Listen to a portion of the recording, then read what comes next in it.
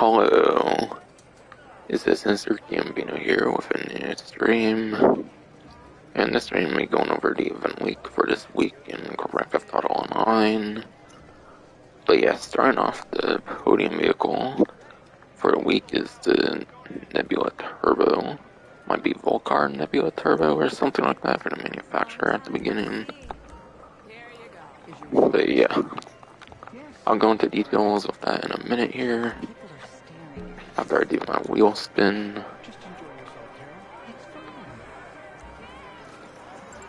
I don't really want this vehicle, I'm just spinning this to use it and whatnot. Alright, clothing, box sports, loggers, hoodie, whatever. Probably butchered that third word there, but yeah. Clothing's actually kind of one of my favorite ones, because I don't really care to buy clothing much. I also have like every single like vehicle slot filled up in the game essentially, which I'm not necessarily anywhere near to that point yet. But yeah, Volcar Nebula Turbo, I think it's the manufacturer at least. And I would imagine it's on Southern San Andreas, and I think it's from Casino Heist, if I remember.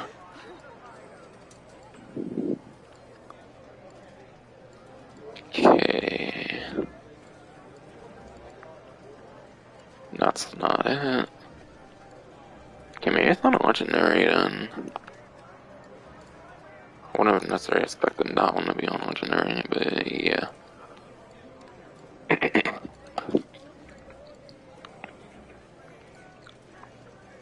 Alright. Do I not remember the update it came from, or something? I'm trying to remember. Maybe it was the Casino Resort update then, on Severn or something. Ah, okay, it was Casino Resort, it was the update before the Uber Oxide Classic. Oh, wait, no, Nebula Turbo, that's right. But yeah, I was wrong by a single update there. Volcar Nebula Turbo. But yeah, if you get the Volcar Nebula Turbo from there, you'll save at least $797,000. Accounting for delivery, you probably save at least another $20,000 as long as you keep delivery that's already on there, essentially. So you can kind of save upwards to early $800,000. But yeah, Volcar Nebula Turbo. You may look at it and you might think it's something like a muscle car or something, but believe it or not, this is actually a sport classic vehicle, believe it or not. But yeah, it doesn't look the part to me, at least, but apparently it's a sport classic, and yeah, it's not one of the like retro kind of like supercars from like previous GTA games. Like there's like the Turismo Classic and like the Infernus Classic that are kind of based on like older versions of the Turismo and Infernus and stuff. Those tend to be some of the better sport classic vehicles in terms of performance, obviously, because they're kind of supercars in a way. But yeah. Volcar Nebula Turbo is pretty interesting for a sport classic vehicle. Like I said, I don't feel it necessarily looks the part. But yeah, anyways, for the performance, for a lap time, going off a roughly 132 spreadsheet, it is 29th place for a lap time, and there's like 44 sport classic vehicles. So yeah, 29th place lap time, and it's only a single place better for top speed, if I recall. And yeah, for top speed, it's 28th place. There's a 29th place on lap time and a 28th place for top speed. So performance, unfortunately, is not really there. But yeah, if you look at the vehicle and knowing it's in the sport class, it's pretty obvious that performance isn't really that good. Something I do remember being great about it is the customizations, as you would kind of expect looking at it. I definitely recall this having some pretty good customizations. I think there's a pretty unique thing with one delivery is a Princess Robot Bubblegum. I think it has a Princess Robot Bubblegum livery that actually it's like a body pillow, which is pretty funny. So yeah, it does have some pretty cool customizations, if I recall correctly. that's like the one good thing about the Nebula Turbo and the Volcar Nebula Turbo. And I think if I remember in Grand Theft Auto San Andreas, there's a vehicle called the Nebula, but I don't think it was called the Nebula Turbo. So it is kind of a returning vehicle from San Andreas as well. That's a kind of cool thing about it. And yeah, it's definitely the Volcar logo, so that's definitely it. Because I'm not looking at the news wire right now. Because I was on roughly 152 Super G, as I mentioned.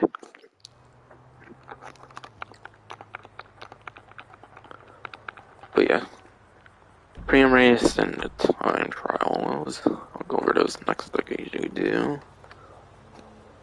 Pre-am race for the week is congestion charge for this super class, and it seems to be on a highway, so it could actually prioritize in top speed. Because I don't necessarily see it going off road into the windmill. Though I could be wrong, obviously. I don't like play every single race like every day, and like I don't think there's much of anyone that does that or anything. So I'll actually go over the number one option for this supercar class, but I think I remember it's the P-Fister 811, I'm pretty sure. Alright, yeah. But yeah. Number one for the supercar class is the P-Fister 811, going for roughly 152 Super G again, and it's 1,135,000 or 1,145,000 if I recall. So you could easily get the vehicle and its performance upgrades in like 1 to 2 Cayo Perico heights, so probably like 2-hour investment if you want like the best top speed vehicle for this. Assuming it's more for top speed, which there's not much really far, but looking at the little thumbnail there, it kind of gives me top speed vibes. So yeah, my recommendation would probably be P-Fister 811, but if you want number one lap time, if I recall right, it's the Trojan Emirates, which I did. So I do go over supercars practically every single week in terms of time trial stuff. But yeah, P-Fister 811 is like a mid-2016 vehicle release back then, so quite a ways down on the Wedge Motorsport website if you want to find a P-Fister 811. Yeah, 1,135,000, 1,145,000 or something. And Trojan Emirates, if you want the number one lap time, that's actually a like mid-2019 release from Diamond Casino and Resort. So not too far down for that Trojan Emirates on the Wedge Motorsport website. Alright, time trial. Alright, time trial's over here, that's where I kind of remember seeing it actually. But yeah, Vinewood Bowl. Goes to Vinewood Bowl, according to the description, to Polito Cove. Polito Cove can be quite the way up here, considering this is Polito Bay. I don't entirely... Okay, Polito Cove is over here, apparently. So, technically, if you're going there to Polito Cove, if you go like this way, kind of, over here and stuff and all, it could have quite top speed. I feel no matter how you go about it, it could have a good bit of top speed. But because it does kind of go into the hills, it does have that lap time kind of as well, which is to be expected because that's most like racing situations is a lap time over top speed. So I might kind of go over both lap time and top speed options for this one. And I'll start with lap time. Like I said, number one was the Trojan Emirates for class. Is 811, number one speed, these great supercars. So I'll just go over a couple of motorcycles.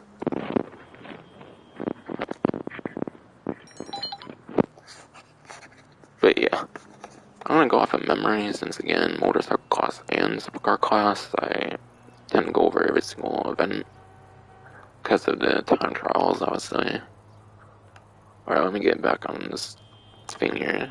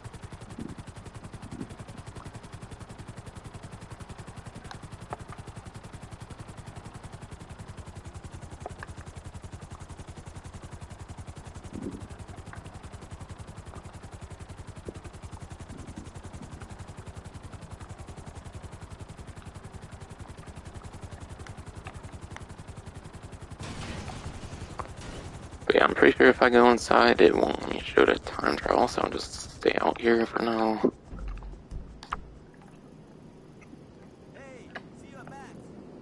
Alright, so yeah, Vinewood Bowl. Going to a couple of good motorcycles that could be good for the time trial. Because motorcycles are practically the best to use for these, because a supercar is quite spacious, and plus they got rid of, like, being able to use any sort of, like, rocket boosting vehicles in these time trials as in the last couple of years. But yeah, from what I recall, since I go over motorcycles traditionally every week, I'll kind of just go off of memory, and the #1 lap time is the Nagasaki Shotaro from motorcycle class, which is a $2.3 million motorcycle for the stock vehicle. Pretty sure you have to actually unlock that vehicle. It's one of the rare vehicles you have to actually like unlock by doing something in the game, and that's playing a match at deadline.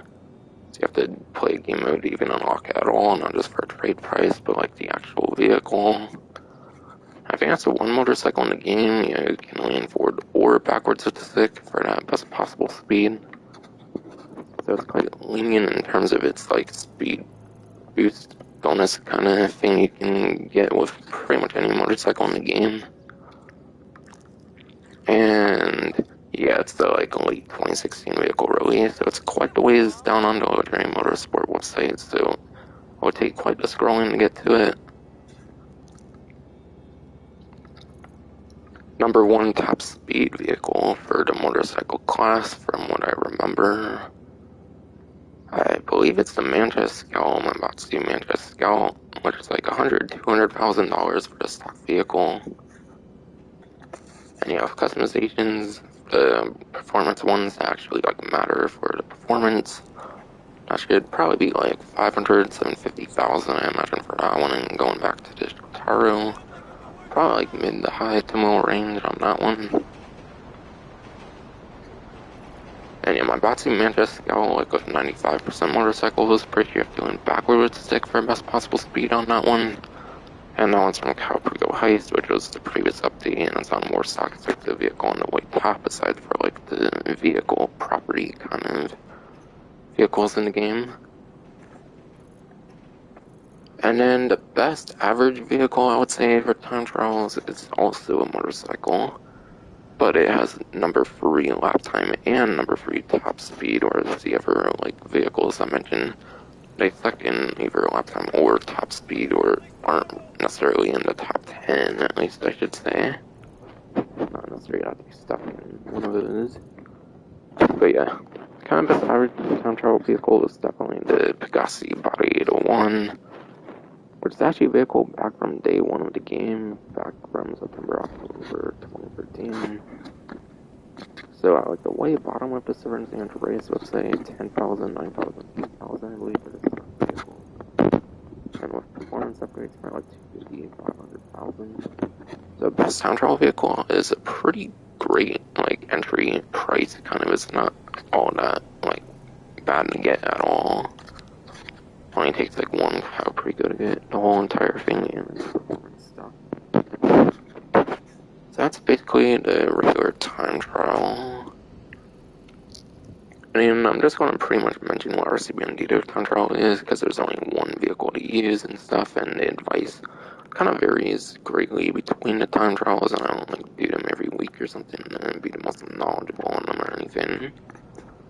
But yeah, a little Soul Park. That's the RC Bandito time trial.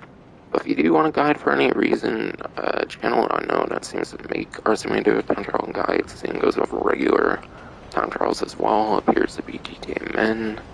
GTA Men's a YouTuber I'm aware of, a couple 100,000 subscribers pretty sure. They seem to do time trial guides for regular and RC Bandito time trials. Now, I imagine they're pretty good. I don't watch it myself, but I imagine they're pretty good. So that's some advice if you want to look into a guide. But quite frankly, I would probably just do the town trials myself if you don't get in a good time, and just obviously restart this by holding triangle or like Y, X, whatever. It's all good. Tranquilo. Not so fucking hard after all, huh? Because town trials are kind of designed to fill them constantly and stuff, so you might as well just learn them yourself, I would say.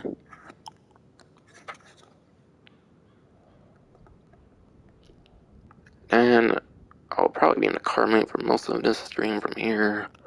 But I probably will play some VIP stuff as well. As long as the stream works good enough, which it should, because I've only had like one stream that has it on PS5 so far.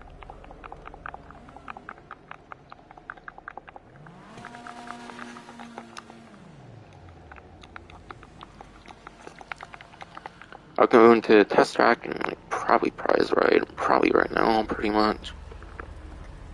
I'll go into some highlights with these test rides that might get people picking them up. Because yeah, Roughly 1322 spreadsheet doesn't really have like the tuner's vehicle and like a tuner's section. The spreadsheet pretty much only mentions like main classes, not really much of like a subclass or anything. So it's kind of going to be hard to go over the performance. So I'll probably try to bring up some highlights that I know of. But yeah, Vapid Dominator GTT is one of the two muscle cars from the tuner's update. So it's one of the two tuner muscle cars in the update, which is quite cool. Because 12 out of 17 tuners are all like sport cars, so it's kind of unique in that aspect. It's actually the lesser of the two though. The ASP is the better of them, between the ones that are muscle cars. And Dominator ASP has some pretty average performance for the tuner class at least. Dominator GTT not so much, so really you want it for not being a sport car for the most part, I would say. Because customizations aren't really anything special for the tuners, because all the tuners have great customizations. All of them have like around like 20 options for the most part. 20, 25 maybe even.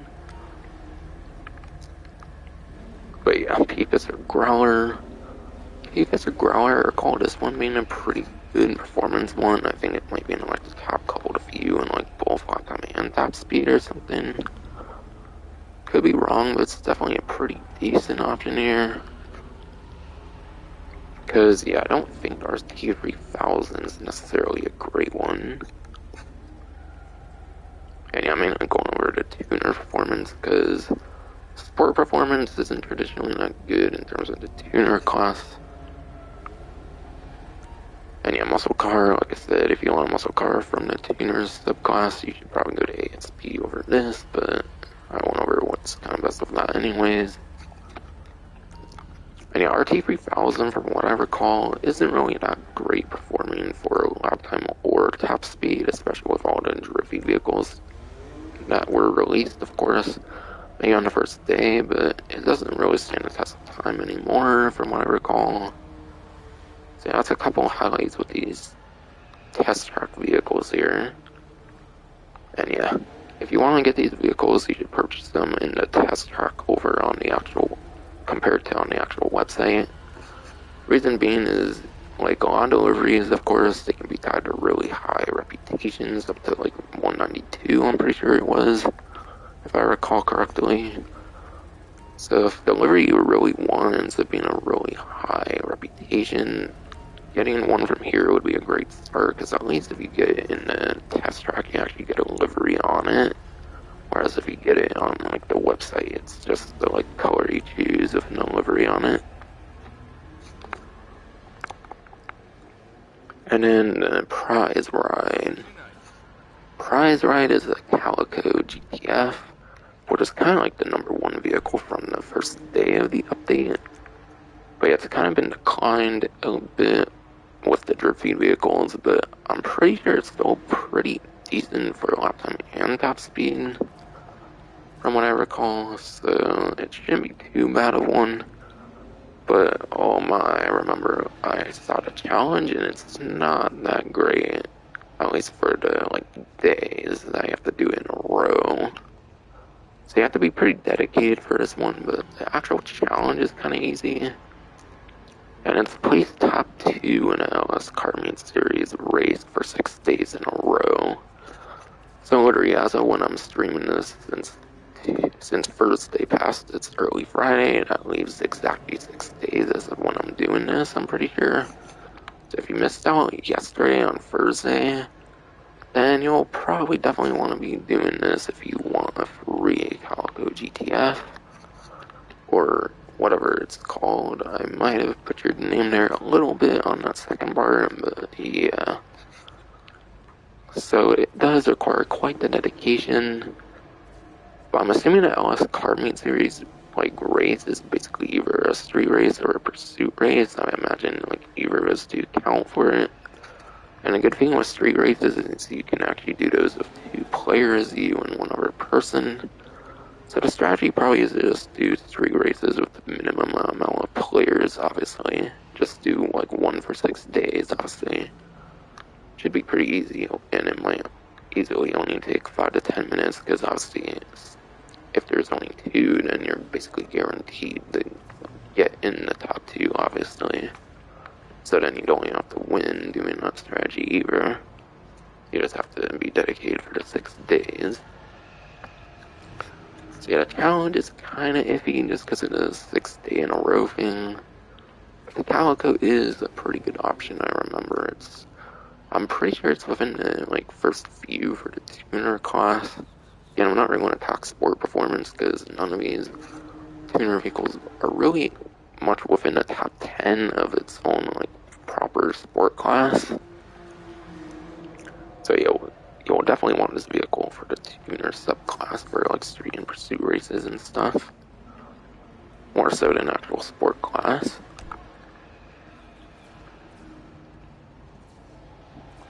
And I think I kind of mentioned all I can think of. I might go into the lap time top speed of the Calico GTF or whatever though, on the vehicles over there, because the vehicles over there, they're not really on discount and not necessarily much of anything special going on with them. It's kind of just there if you want to test them out and stuff, so that's why I basically just do highlights for those. Yeah, I'll look onto the spreadsheet here, see what its performance is for the sport class. Keep in mind, not the tuner class, which I already kind of mentioned off of highlights from what I remember. Alright, the lap time doesn't seem too much beneath the top 10, which isn't bad for the Calico for the sport class. And I gotta look at that top speed before I talk about it with the spreadsheet I'm looking at on my phone here. Alright, looks like 14th and 22nd for the sport class. So the Calico GTF apparently is 14th place lap time for the sport class, keep in mind, and then 22nd place for top speed for the sport class again, keep in mind. And again, tuner class is not on this spreadsheet that I'm using, so I'm not really going to know the exact numbers, hence why I go over highlights for the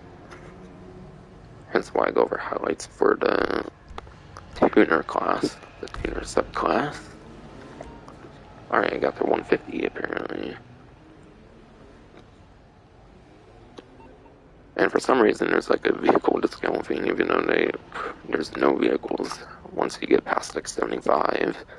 So I don't know if they're placeholders for future vehicles that could be tuners in the future or something, or whatever. Who knows, maybe have a part 2 planned out or something.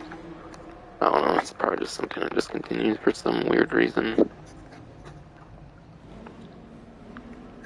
But yeah, I should go over pretty much everything with the prize right, I would say. And all of that. So I think now we'll go into the money opportunities. And there's some kind of good money opportunities this week, actually. This field of money opportunities a couple weeks back weren't necessarily that great. Yeah, there was biker businesses a couple weeks back, but they're not the most solo friendly. And then the Lamar missions, you kind of get peanuts from those. And plus you have to go into separate lobbies, kind of, which kind of takes time and whatnot. Whereas a lot of stuff this time you can do purely in free mode. So I think of what I want to talk about first, where I want to start in one. I'll probably start on the pods menu ones first, and I'll go into the ones that require knowing more in the actual free mode. Yeah, just gotta take a moment to look at them real quick.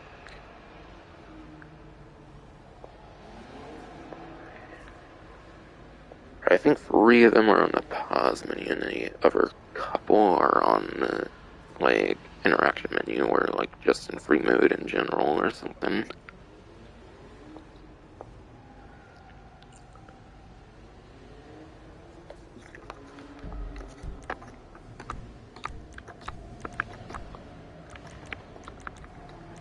Alright, races and then adversary mode. Alright, so starting off in the stun races here. Any stun race that has the word stun in front of it should be on triple money and RP. So yeah, hot ring circuit races, because that's kind of a different type, those aren't on triple.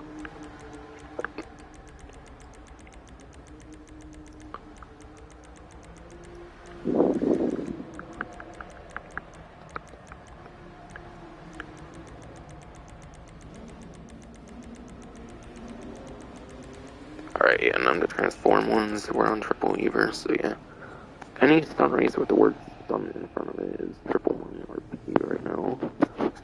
And I think for money, I think if I remember from like double money, you can make like 16,000 solo, like through like waiting 8 to 10 minutes for the maximum like payout, of course. Since you kind of get paid off of like the time you spend. So kind of the best strategy would probably be just to do these yourself, because obviously if you're racing with other players, you gotta deal with like luck and randomness kind of stuff. So in terms of making money, it's kind of not too beneficial necessarily to like play with other players unless you're just that good at racing, I suppose, most of the times. But yeah, I think on triple you might be able to make around like 25,000 in like 8 to 10 minutes of being in a race for the maximum time, for the maximum payout. Which isn't really that great, so yeah, stun races, not really going to be that great.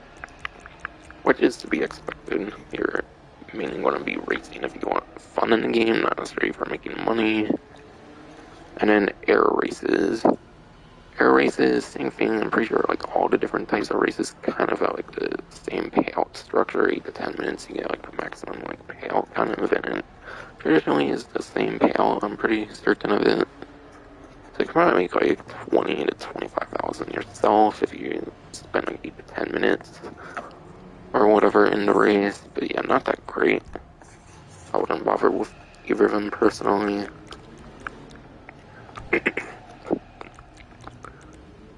And then inch by inch, I'm pretty sure is the money opportunity this time around. And you have until October 21st to play the modes that were temporarily like brought back or whatever. So I'll kind of go into details about that again, similar to when they first reintroduced these modes.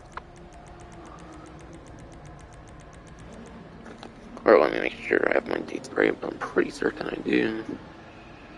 Alright, yeah. All the ones that they brought back that are going to be vaulting again will be cycled out again on October 21st. So you have all this event week and then the next event week to play these few different adversary modes. According to the Newswire, so inch by inch this time, which is the money opportunity I'll talk more about maybe later, even though there's so many adversary modes I don't necessarily know too much on what to mention. But inch by inch, keep the pace, offense, defense, and regular sumo. You have this event week and then next event week apparently to play those few different game modes until they vault them again, if you want to play them for some reason. If you're going to play any of this event week, definitely make it inch by inch, I would say, because it's the double money RP one for sure. Offense defense was the last one, I'm pretty sure. And if I were to take a guess, they'll probably do at least one of the other two that haven't been double for the ones that they are temporarily bringing back. So because they're going to vault and like revault different modes, it's probably way more predictable like what upcoming adversary mode will be on like double money or like triple money or whatever. But yeah, this one's two teams trying to get packaged across the opposition's line. But I'm guessing it's kind of basically like a football kind of themed mode or something like that. Or football here in the US or whatever, because obviously it's soccer in other places, whatever it is for whoever may be watching for any reason. But yeah, there's so many different modes in this game, and in my opinion, the payouts mainly depend on like how long the modes is gonna last, and also how many like rounds you can do.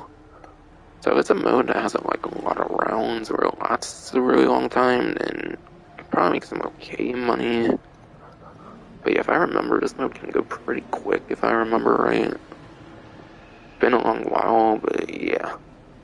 Probably not that great of a money opportunity regardless. This definitely isn't. I don't think any of the pause menu ones are really that great. The better ones are definitely the ones more for free mode this time around. Which I'll go over those eventually here. Alright, special cargo, and then I think it's just VIP works and challenges after that.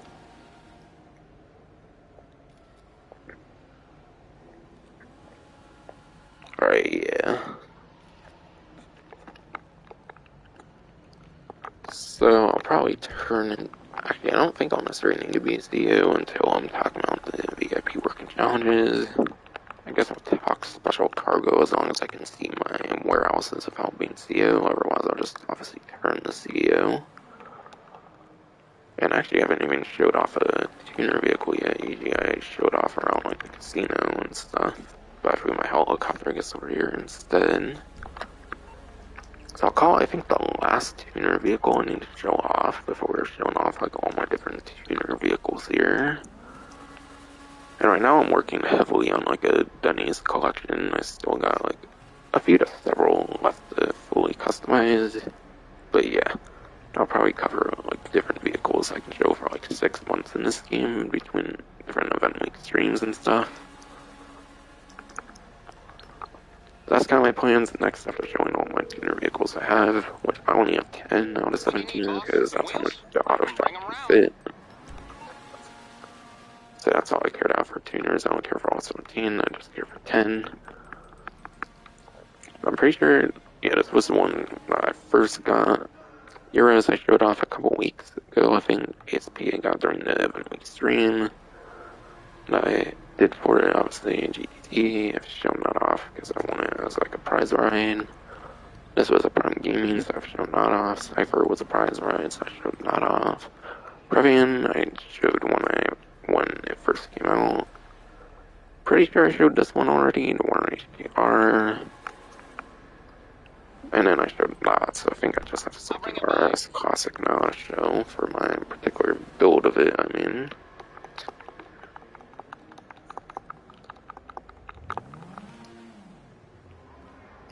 And yeah, from what I hear with the Sultan RS Classic, apparently the maximum suspension is actually not as great as like the one beneath it or whatever, but still.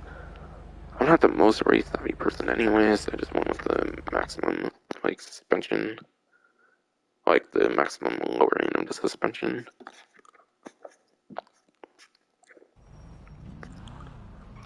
But yeah, I went with a lot of sticker bomb because I noticed I had a lot of sticker bomb. I went with this like a yellow Karen one here. I think I was recustomizing this with an RS, like rehashing it or whatever, with like a new theme or whatever. And I think I noticed that one has it as well for the regular Sultan RS, not the Sultan RS Classic. Just saying some fun things about it, pretty much. And yeah, I'm pretty sure it's the last of the tuner vehicles I need to show off that I own personally. But yeah. Alright, I can see them apparently. But yeah, special cargo. This is kind of main thing they highlight on the news wire, but in my opinion, it's not as great as the VIP working challenges unless you're willing to put a huge grind into them. And also, if you tend to have really peaceful lobbies and stuff. But yeah, double rewards on special cargo sales. Double rewards obviously means double money RP. So yes, there's RP to it as well.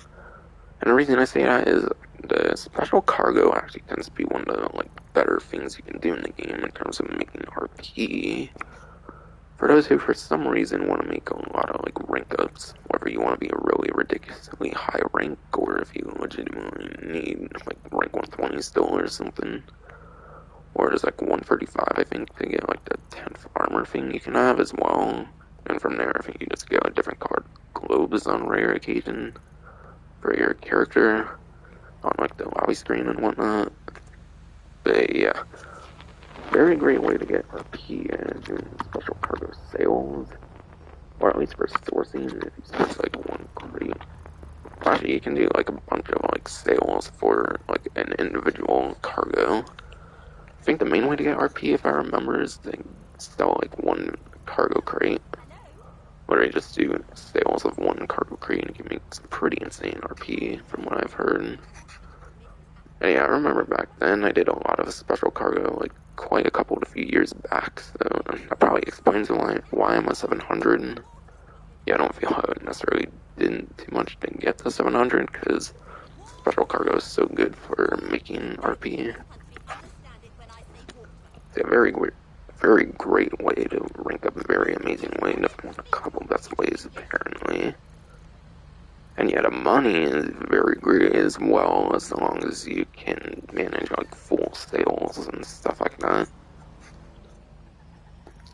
I believe you can make like a good couple to few $1,000,000 from like a full warehouse, and you can own up to 5. That can probably be like easy 20, 25 if you sell them all. And yeah, I think the free 4 mil, I think that's on the double money and putting that into account.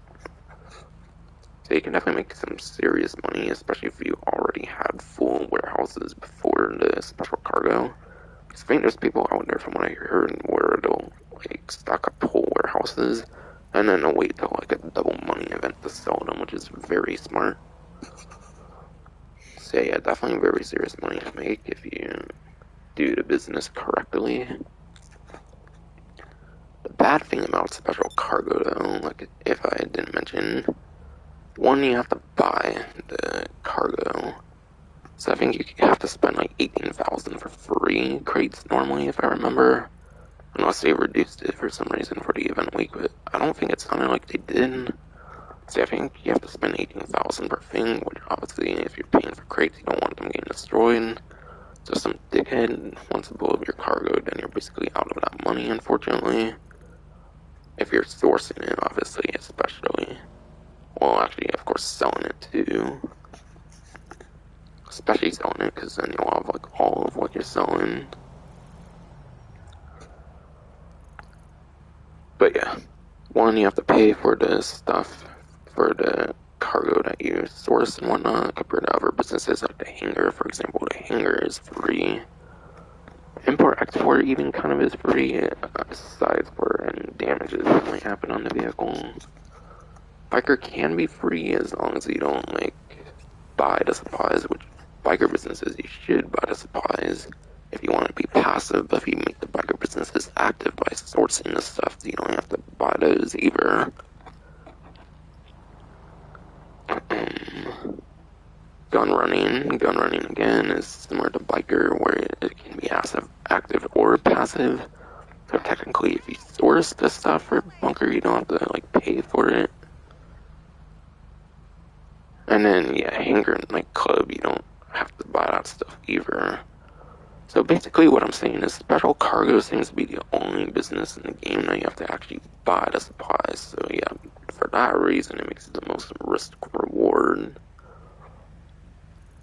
Say if you're not huge on taking a huge risk for a huge reward, then it's not a great business thing, but in my opinion, definitely take a chance on it if you can.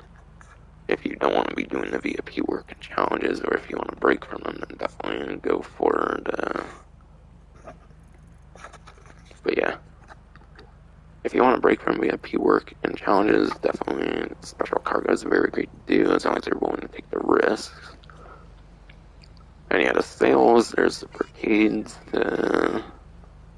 Brigades, the Cuban 800, the Titan, and the Tug. And the good thing about the sales for special cargo is you can actually upgrade the vehicles with like armor and stuff like that, which you can't really do with other businesses. So the sale vehicles might be some of the better ones because they can be upgraded compared to other businesses. So that's kind of a strong suit, actually. But yeah, I think I pretty much said everything in Silver Risk Rewards, so only do if you want to, because I can't really think of much of anything else.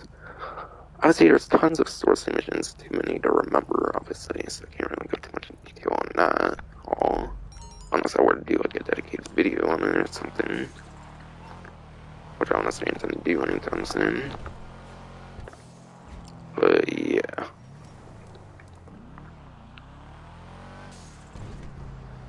So technically, that's the best way to make money if you're willing to take the risks. But yes, it's not a passive business. It's not passive business. It's not necessarily the most worth doing. The passive businesses tend to be the best of the businesses.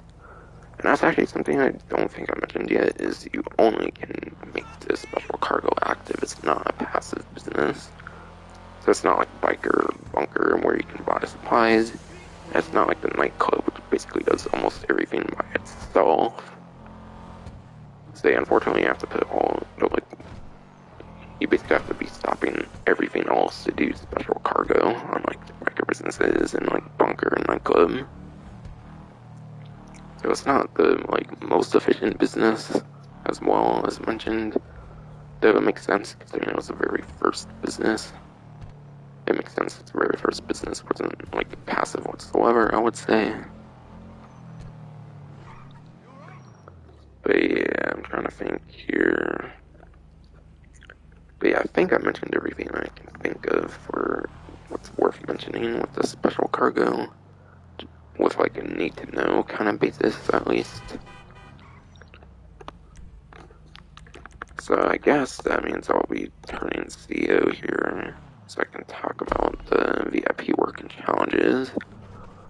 Mainly VIP work because I don't have another player, obviously, so I won't be really able to see the challenges. I'll try to think of a couple of you that I know. But I don't know all of them for the challenges, but the VIP work is the one you should be doing anyways, because I think you have to kind of split the money on the challenges, which makes them pretty inefficient to do compared to the VIP work. So at least I can go over the ones that are the better ones.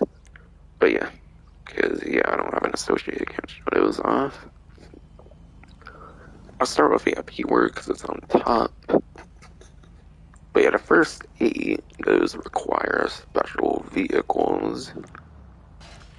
So you'll pretty much just go on top of these, and you'll know what vehicle you need in order to unlock the VIP work. But yeah, Plowed. Plowed is where you smash enemies, supply crates using Phantom Wedge.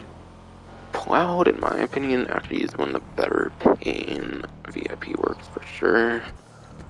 I think on double you tend to make $60,000 with Plowed. And Plowed alone is the hugest thing that makes a Phantom Wedge worth it. The Phantom Wedge has been buffed significantly since its introduction in this VIP work. Especially in the last year, I feel the Phantom Wedge has been getting some decent use now. Outside of the VIP work. Because if you own a Phantom Wedge, it's the most efficient option technically if you do the long fin approach for the Cayo Perico heist. And then I believe the last contract, you can use a Phantom Wedge as well, and it's very efficient for that. So Phantom Wedge has been buffed significantly, so it's not just worth it technically anymore for the VIP work. It has a couple other very good uses as well. As of the last year. Not that it's on discount, I'm just saying, since it's on there right now. And people have to be a bunch of haters on that review for some reason. Yeah, they're the dumb fuckers even having to look up if they can be customized in the first place. But yeah, you can make $60,000 on Plowed for sure. With double money, pretty decent. However, it does have 1 hour cooldown, so you will have to wait a while between doing one and then another one. So obviously for the hour cooldown, you should be playing other stuff. Fully loaded. That one requires the Ruiner 2000. Ruiner 2000's the special vehicle with like the parachute and then the 8 of the best tracking homing missiles. But yeah, Ruiner 2000 fully loaded, not a great one. The main good thing with fully loaded is it gives you quite an overpowered vehicle that you can use for only 20 minutes, which is an especially great anti-griefing tool, but unfortunately also as well, it can be a great griefing tool as well. So it's best for like anti-griefing purposes, really, for fully loaded. Because I think you can only make like 10 to 20,000 even on like double money on fully loaded, not that great. I think it's 10,000 normally, so yeah, probably 20,000 on double. Amphibious Assault, this one requires associates. So, obviously me, I haven't really played this one. But yeah, just think about it. This is the one with the Technical Aqua. Technical Aqua is a literal, like, truck that can go in the water. And trucks aren't really that agile on... They're not the most speedy vehicle on land necessarily for trucks. And yeah, especially a truck in water that's gonna go even slower. So yeah, I think just using that mindset, it's easy to know that this one's not that great. And yeah, fully loaded again, like Plowed has an hour cooldown. I don't know what the cooldown on this one is though, but maybe an hour.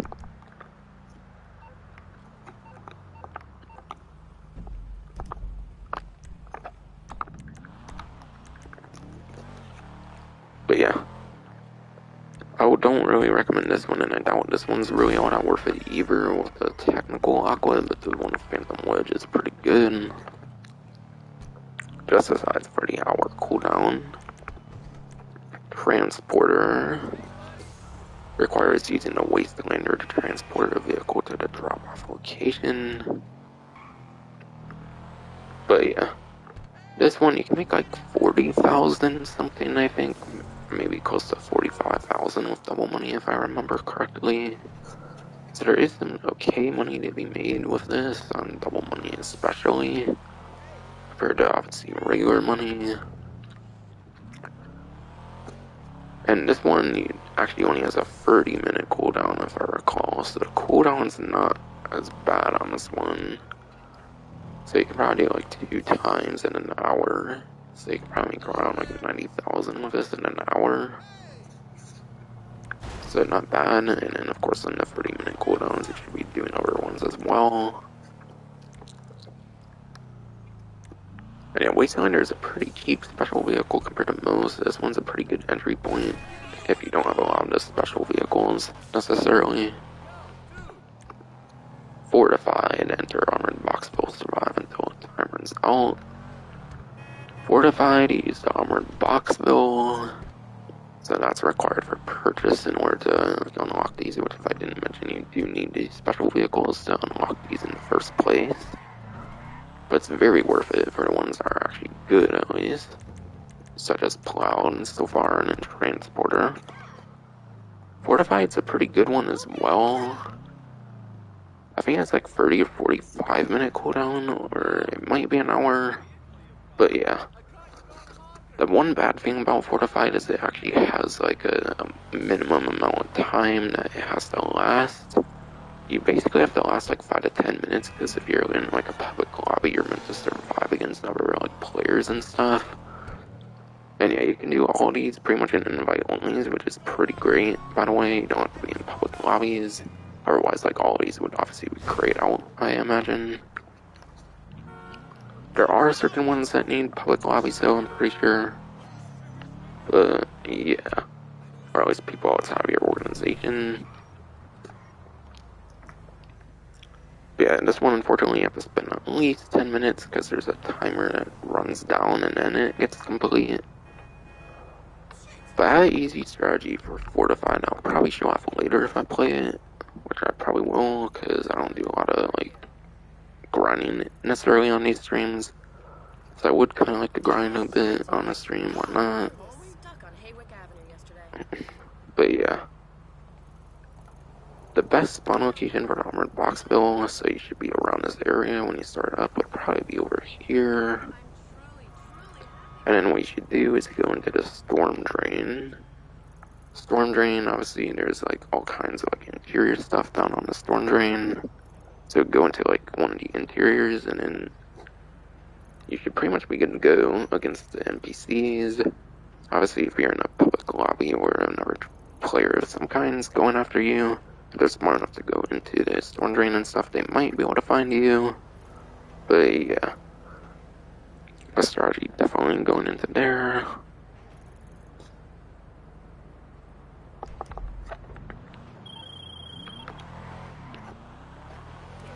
I'll show it off right now, because someone's in my fucking way, of course.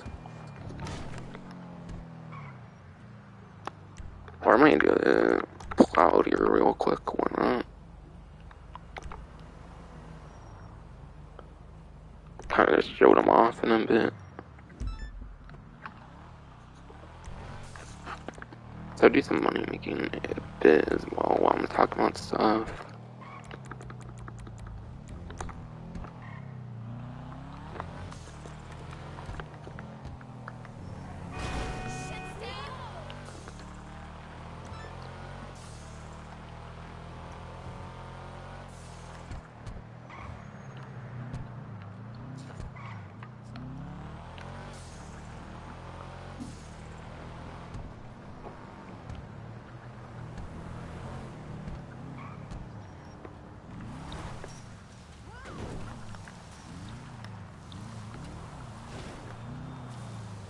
Alright, great. Alright, it's working. I can't just work it, apparently.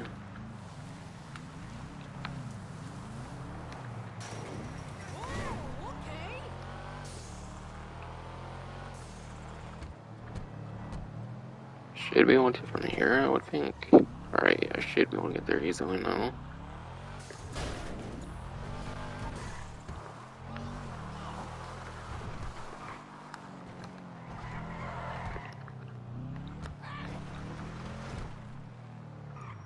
Alright, it's over there.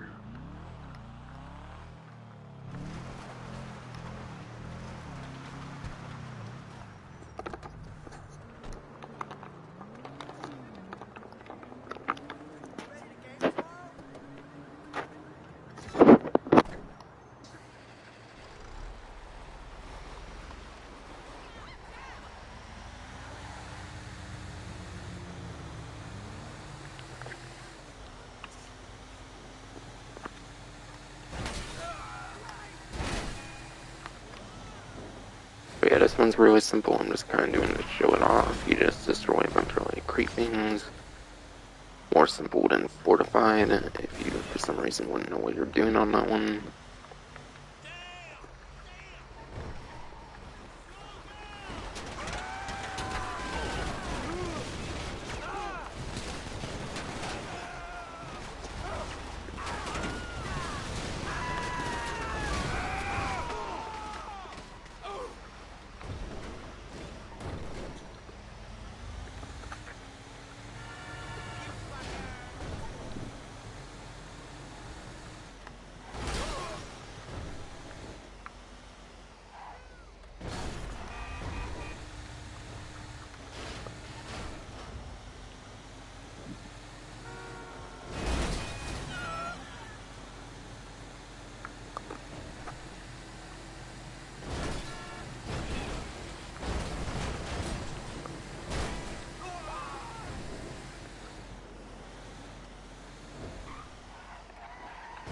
By the way, I don't think there's a single version of the Phantom Wedge anymore that can only run over 30 vehicles. They should be good to run into unlimited vehicles, by the way.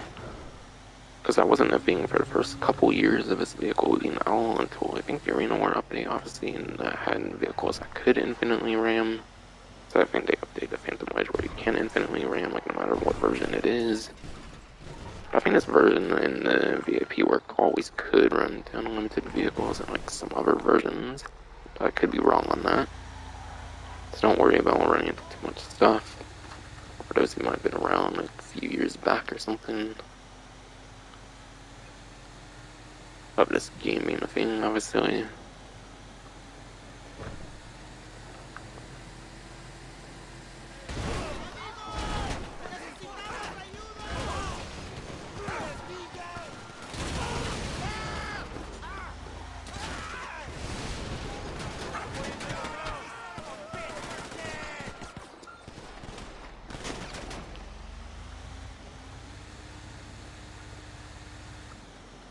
And yeah, this one I think typically only takes a few minutes, so yeah, pretty good. Plus, yeah, you can make like 50, 60,000 on double. I'm very certain on it, so yeah. I'm only showing this one off to show it off pretty much. I didn't really think this is one that people would tend to have a hard time doing. Unlike something like Fortified, for example. Especially if being in a public lobby.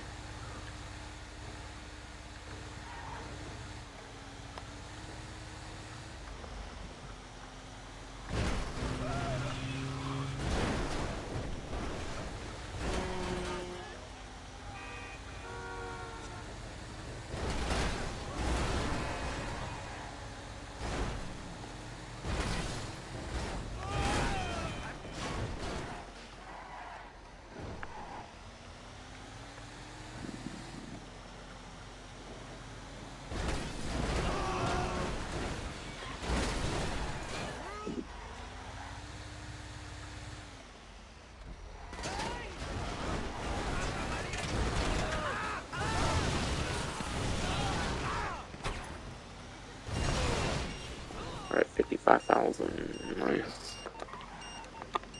I think the 60,000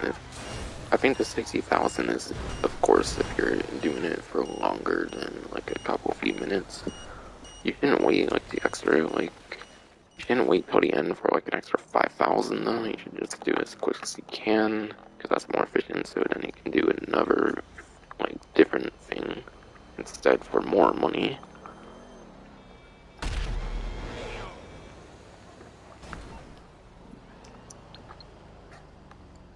But yeah, I'm pretty broke right now because I've been working heavily on like Benny's vehicle collection right now, as I kind of mentioned at the beginning. I'm pretty sure.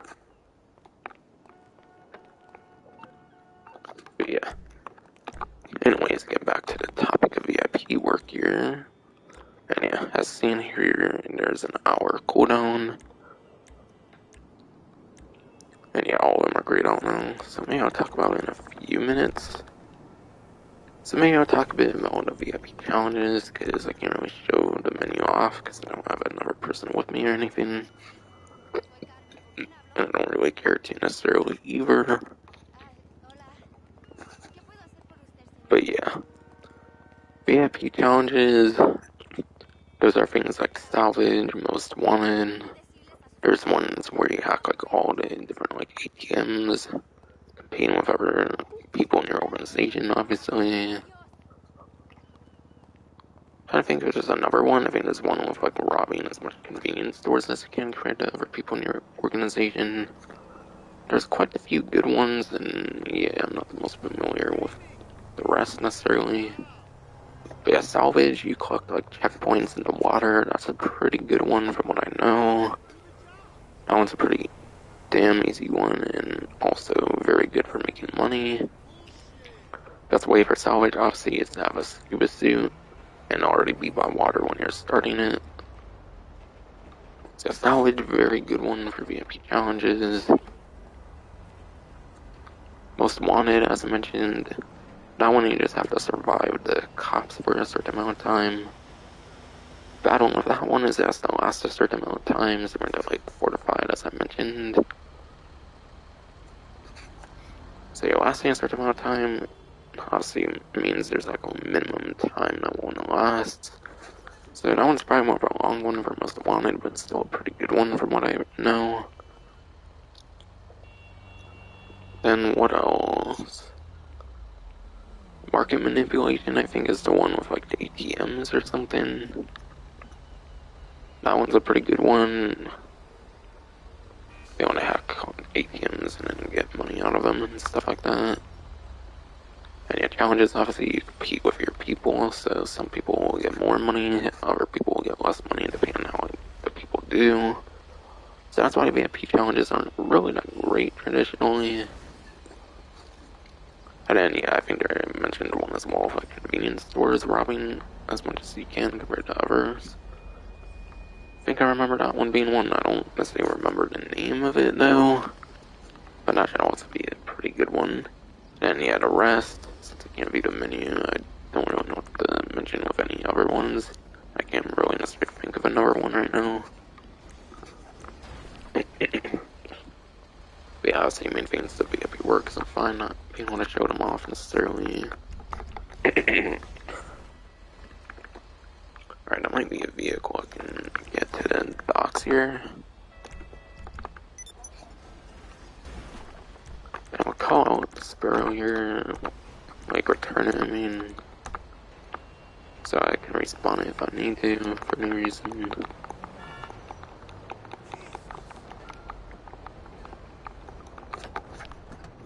But either it's probably your vehicle or one of those like kind of pretty good people that you can like $7,000 off of. Okay, it's one of those kind of pretty good people that you can like $7,007 off of.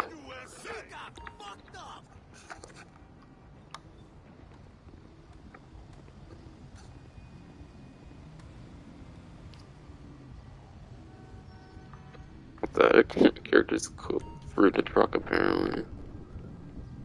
Oh. Oh wow, I actually got inside, it's fun. Okay, that was actually pretty fun there. Big animation on and glitch in there. Hello, darling. How are you?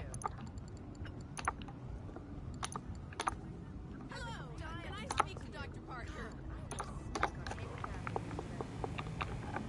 Alright. I just need a Hopefully refill that on my cooldown's done insulin. now, but I don't know.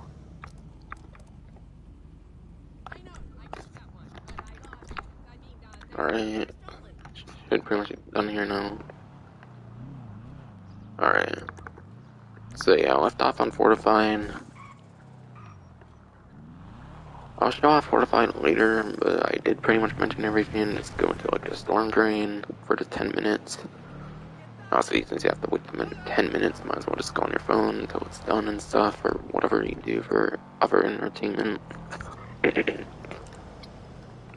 Velocity is pretty similar to Fortified, actually, in a way, because it's another one that kind of has like a minimum time. So I think if you have extra associates, there's like air checkpoints that can be collected during Velocity to decrease the time from 10 minutes to however much you can decrease it. So I think at least Velocity with the Rocket Voltic, I think you can actually decrease the time. So it's kind of a better Fortified. And I didn't mention much of the payout yet on Fortified, but I think Fortified you can make $70,000 on double, and I think it makes $35,000 normally. So yeah, 70,000 on Fortified, plus it might not have a full hour cooldown, like 30 or 45 minutes. That can be pretty decent. Even if you have to like wait that like 10 minutes, which you pretty much always do, obviously. And yeah, obviously you shouldn't really be in a public lobby because you're just going to have a huge target on your head, essentially, for anyone who might want that money instead or whatever. So definitely make sure, especially for something like this, to do it in an invite only. Pretty much be doing all of these in invite onlys unless for some reason you can't do them in invite onlys. Even if you have like people in your organization or whatever.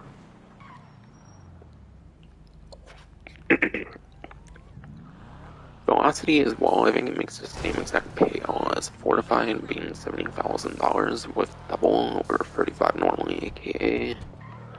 So payout's one of the higher ones of Velocity and Fortified, but of course the bad thing is they last a while. Like they have that minimum time that they have to last, in a sense.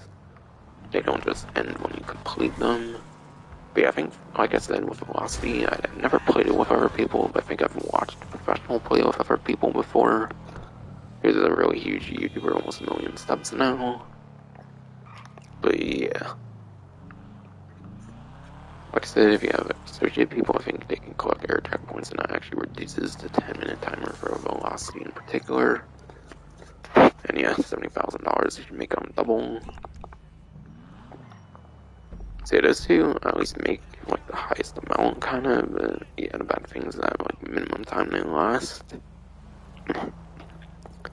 And yeah, velocity. My strategy is to be by the casino because the casino is a really good spawn location for the rocket voltic.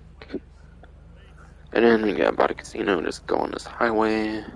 Don't boost unless you actually have to. Unless you absolutely have to, you should not be boosting when you're on the highway. Because obviously that means it won't be going for the highway faster. But yeah, velocity, you'll get blown up if you're not going a certain speed for a certain amount of time. So yeah, that's another reason you can use the boost, not just to go slower and not go for the highway as fast. But also because you might want that boost, obviously, if you are at a reduced speed where you're about to get blown up for some reason. So that's why you definitely go on the highway here. Keep going. But yeah, basically go from the casino on this highway, only boosting when you absolutely have to. And then when you get to here, where it kind of splits up to like here and stuff, obviously just continue into the highway because the 10 minutes won't be up if you're doing it solo, obviously, mainly. Go for here. And then finally, when you get like near here or like here or something, and the 10 minutes should be up if you're like not using the boost unless you absolutely have to. And I've been keeping your speed up and stuff efficiently. So that's basically the strategy. You go from the casino and then you'll probably end up at the docks here and stuff. By the time the 10 minutes is up, especially if you're doing it solo. And if you're doing it with a group, that's probably the best way to go about it as well. Because obviously it might not be as painful if ever people clocking air checkpoints, I think is a thing. For reducing time on that one. Again, I'll kind of show off the strategy if I do play it on the stream. Mainly if it performs well, obviously. Doesn't have any like problems and stuff, I mean. So that's velocity ramped up. While this one does require someone in your organization, because it's kind of like a group one, because the way it's supposed to work is you're supposed to use the ramp buggy to ramp up motorcycles. But obviously, anyone who knows any of the like crazy couple motorcycles in this game knows that there's flying bikes in the game now, so you can just use a flying bike. One person can use a flying bike while the other stays in a ramp buggy. And then that will be the easy way to complete ramped up. Not sure what the payout is. I assume it's pretty decent. Same with the cooldown. I don't know what that is. Could be an hour cooldown, probably easily. I can see this one definitely being an hour cooldown. But yeah, the easy strategy, since you're supposed to ramp up motorcycles, is just to not ramp up motorcycles, but instead use the Presser Mark II, since those are the ones that can hover. Presser Mark 1s if you're up for a challenge, since the packages will be on like rooftops and stuff. And maybe the Death Bike could kind of work as well with its jump boost, but that's probably the worst of the free options to use. Especially the Mark II being able to hover and stuff. Using Mark II combined with the ramp buggy, obviously, you don't have to actually use the ramp buggy, just use Mark IIs and have one person in the ramp buggy for the VIP work. That's basically the best way to go about that one. And then stockpiling. Collect cargo crates on the land and at sea with the boys are aqua. But yeah, this one, you have to go on land and sea with boys are aqua, obviously. Wow, it's pretty fast, obviously. It's not like an air vehicle that can go crazy fast around the map, so it is fast, but not that fast. So yeah, the time investment is really not really all that worth it, I would say. And yeah, I don't necessarily think this one necessarily pays that great, and yeah, I don't really do this one, so I don't really know what the cooldown is on this one. Yeah, I definitely don't think it's one of the better ones, like Velocity, Fortified Transporter, and like Plowed so far. But yeah, I mean, it's probably not as bad as Amphibious Assault, at least probably would be. Since obviously it's the better of the two amphibious special vehicles, but yeah. Alright, that concludes the 8 that required special vehicles from the import-export update. Now it kind of goes into the more traditional ones. Headhunter. Headhunter is where you assassinate all targets before the time runs out. It's one I play pretty often on my reviewing guides, so anyone who's been watched those before, see me make money with certain vehicles that I review and guide and do a guide on and whatnot. Headhunter is a pretty damn good VIP work, especially on double. Normally you can make like 20 to 25,000, but I think you can make more to like 40, 45, maybe even like 50,000 if it lasts a while. So you can make some pretty damn decent money, and the cooldown's only like 5 to 10 minutes on a Headhunter compared to a lot of these like hour and like half-hour cooldowns with the special vehicle. With the special vehicle VIP works. The Headhunter, it might be one of the better ones to grind just because of that like 5 to 10 minute like cooldown you have to wait to play the same VIP work. And I'll go over the like second one that you should alternate between if you want to mainly focus on like Headhunter, and then the other one I'll have to go over near the end, I think. But yeah. This one only takes like a couple minutes too, so it's a really fast one. Traditionally, if you have the right like vehicles to use and whatnot. Air free. This one requires players outside the organization, so obviously you just need to invite, like, you could literally just invite a friend and not have them in the organization, then you could easily do air freight. But air freight, it's not a good one from what I know. Air freight, as the name suggests, you have to use a cargo bob. Cargo bob's the helicopter that picks the vehicles up, obviously. And yeah, the thing with air freight is I believe you have to carry a container, but the container actually has like the value of like the money you actually receive.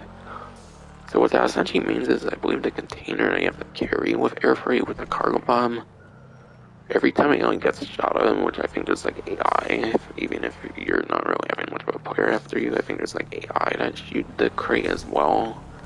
So yeah, because you can lose the actual like money value in terms of what you receive on this one, air freight's not a good one for that reason, I would say. Haulage. Haulage is a really good VIP work for the Phantom Wedge. Obviously you need Phantom Wedge to own. You need Phantom Wedge, you have to own it to be able to do Cloud.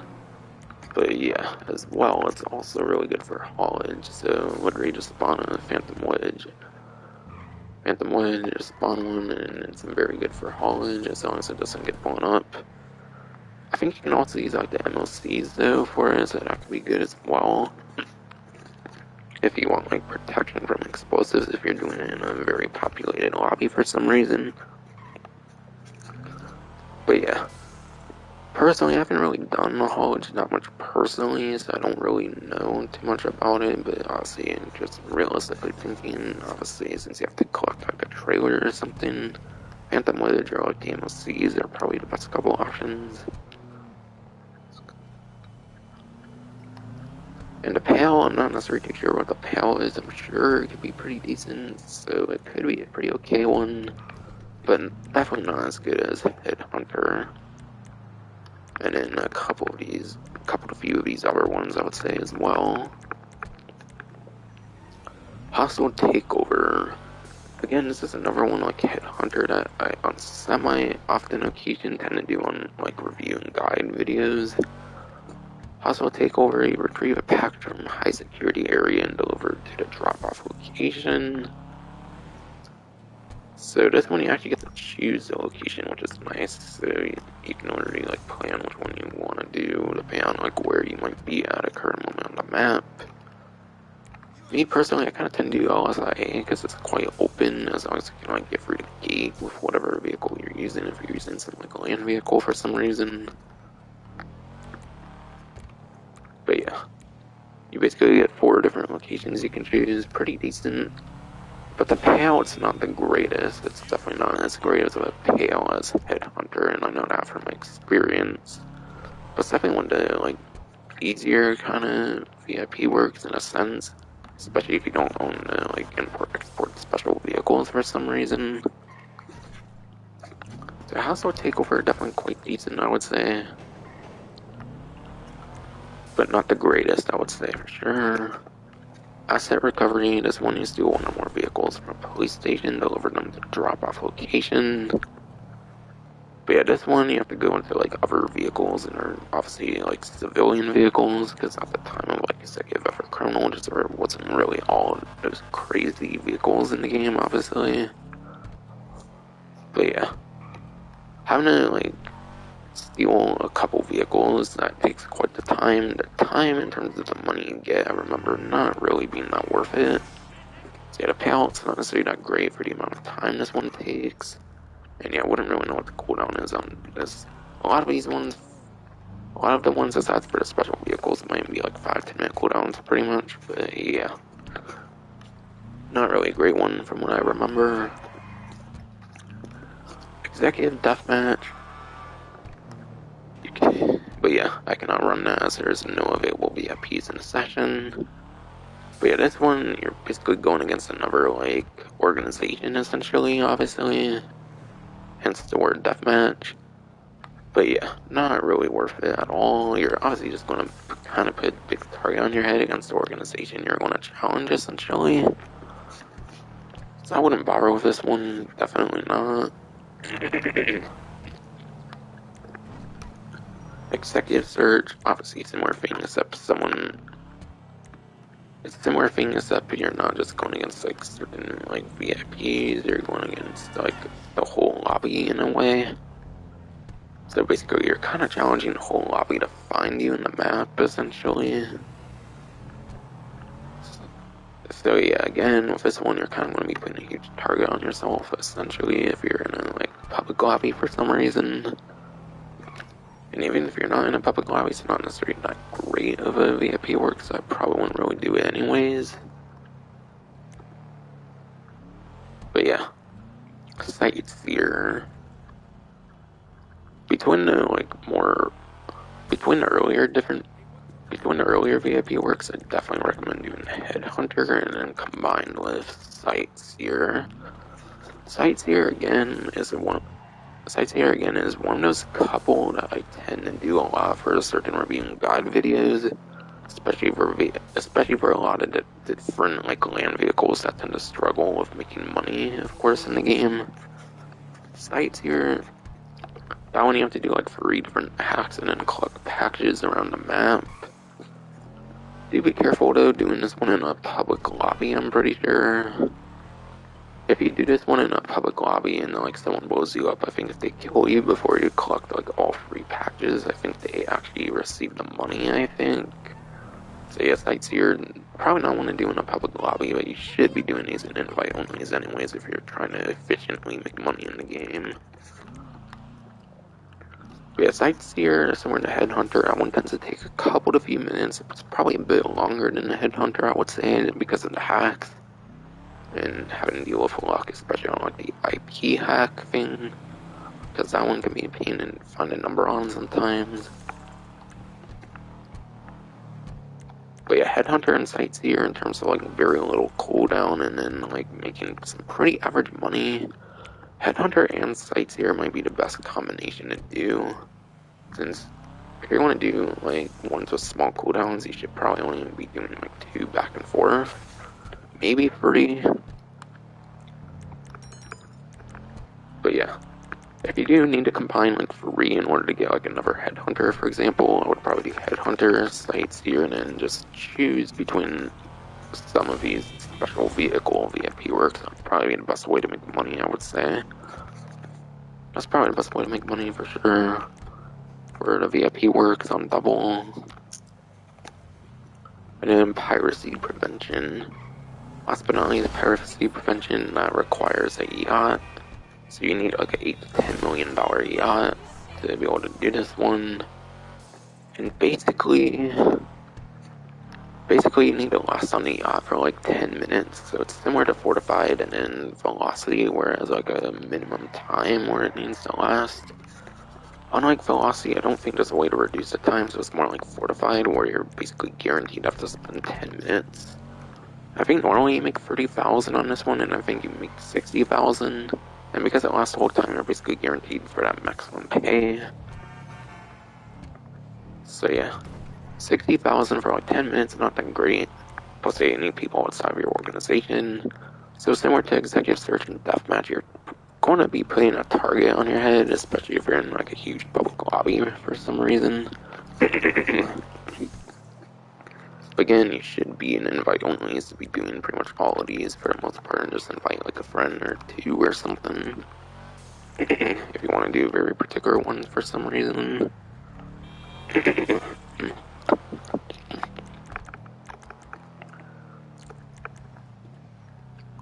But yeah, I think I kind of mentioned everything worth mentioning with these different VIP works.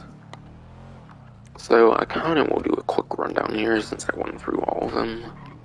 Cloud, as I showed you, make like 50 to 60,000 on double, pretty decent, and you only have to spend a couple to few minutes in the Phantom Wedge traditionally. So this one's good. This one's not. This one probably isn't that great. This one's decent, not necessarily as great as fully loaded, not necessarily as great as Plowed though. I mean, Fortified is pretty decent. Just the 10-minute timer is not that nice. Having to spend a minimum of 10 minutes, pretty much. Velocity, this one's kind of a better fortified, because I think if you have other people in the organization, you can reduce the time. But if you're doing it solo, it's kind of going to be just as annoying as fortified with a 10-minute minimum timer and whatnot. Velocity with strategies, I kind of explained with these two. They're pretty decent to grind, I would say. Ramped up should be a pretty good one if you have another person in the organization, because obviously one person can just be in the ramp buggy for the whole entire thing, and then the other person could be in the Mark II Oppressor, which is the hovering, flying bike in the game, obviously. So obviously that combination of two vehicles is definitely the best way, I would say. Stockpiling, that one's probably not really that worth it. Headhunter is a very good one. Carefree, because you can lose value on the, like, payout, of course, not a great one. Hollowage is decent to okay, I would say. Hostile Takeover, decent to okay. Not one of the greater ones, though. I wouldn't really recommend Asset Recovery. As I get Deathmatch, I wouldn't really necessarily recommend that one for grinding efficiently. Same with Executive Search. Unless, of course, you're playing with very cool, like, friends to win them or something. Sightseer, that's a pretty damn good one. Probably one of the better couple, similar to Headhunter, and then a good couple of few of the special vehicle ones I mentioned. And then again, if you have a really cool friend, Piracy Prevention can be a good one. But yeah. But yeah, again, similar to these two, you'll be putting a target on your head. So, good, good, not so good, not so good, good, good, good, good, not so good, good, not so good, good-ish, good, not so good, not so good, not so good, good, not so good. For those who basically want the summary there. Hopefully that explains all that. And yeah, sorry about the long explanations, but like, there's kind of a lot to cover with those. Especially when I'm kind of showing them on the list and not playing all of them, because obviously that would be a really long stream if I were to play all of them, but obviously I'll play as much as I feel like playing. But I'm not really going to play like every single one of them on stream or something.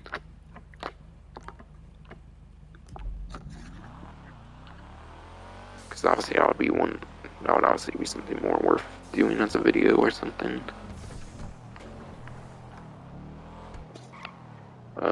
Yeah, I think I was going to go back to the car meet and just go where discounts there, I suppose.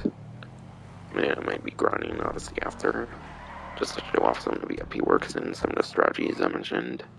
Well, that depends who's asking. Man, I'll squeeze So your this one's ass. probably going to be a long stream just because the event looks so good. And I'm actually probably playing some of it. Yeah. Whereas most streams I traditionally just go over the discounts and stuff because the event stuff traditionally isn't all the greatest.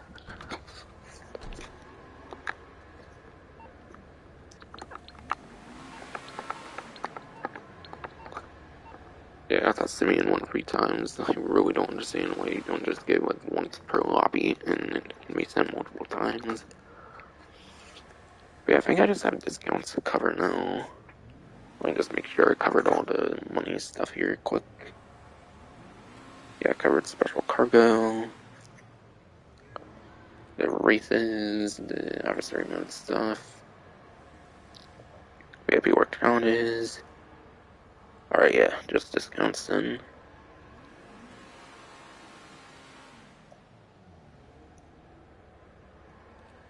Alright. So this discount, there's not really much of a way to show it off unless I were to go into mod shop, but that will be 50% off of hydraulics. It's continued from the last week.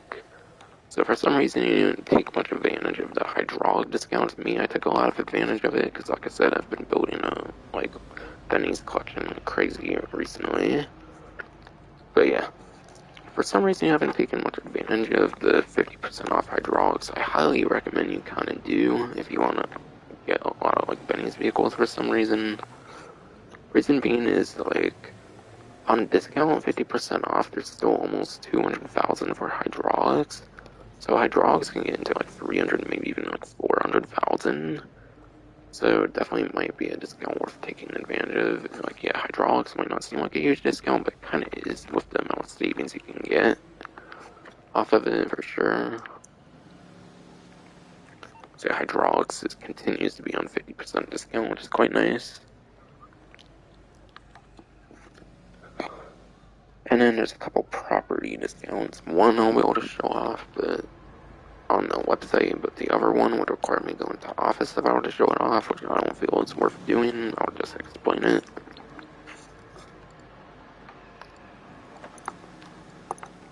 But yeah, property discount, obviously special cargo, you would expect the offices, and that's correct. But yeah, executive offices are 40% off. So I'm pretty sure my Maze Bank one here is only 4 million, so if you want the most expensive, that's it will still be over 2 million for the base property because it's only 40%, not 50% for the most expensive, for example. But yeah.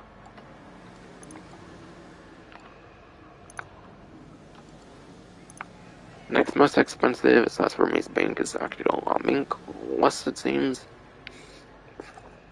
So instead of 3.1 with 40%, it's 1,860,000, for example.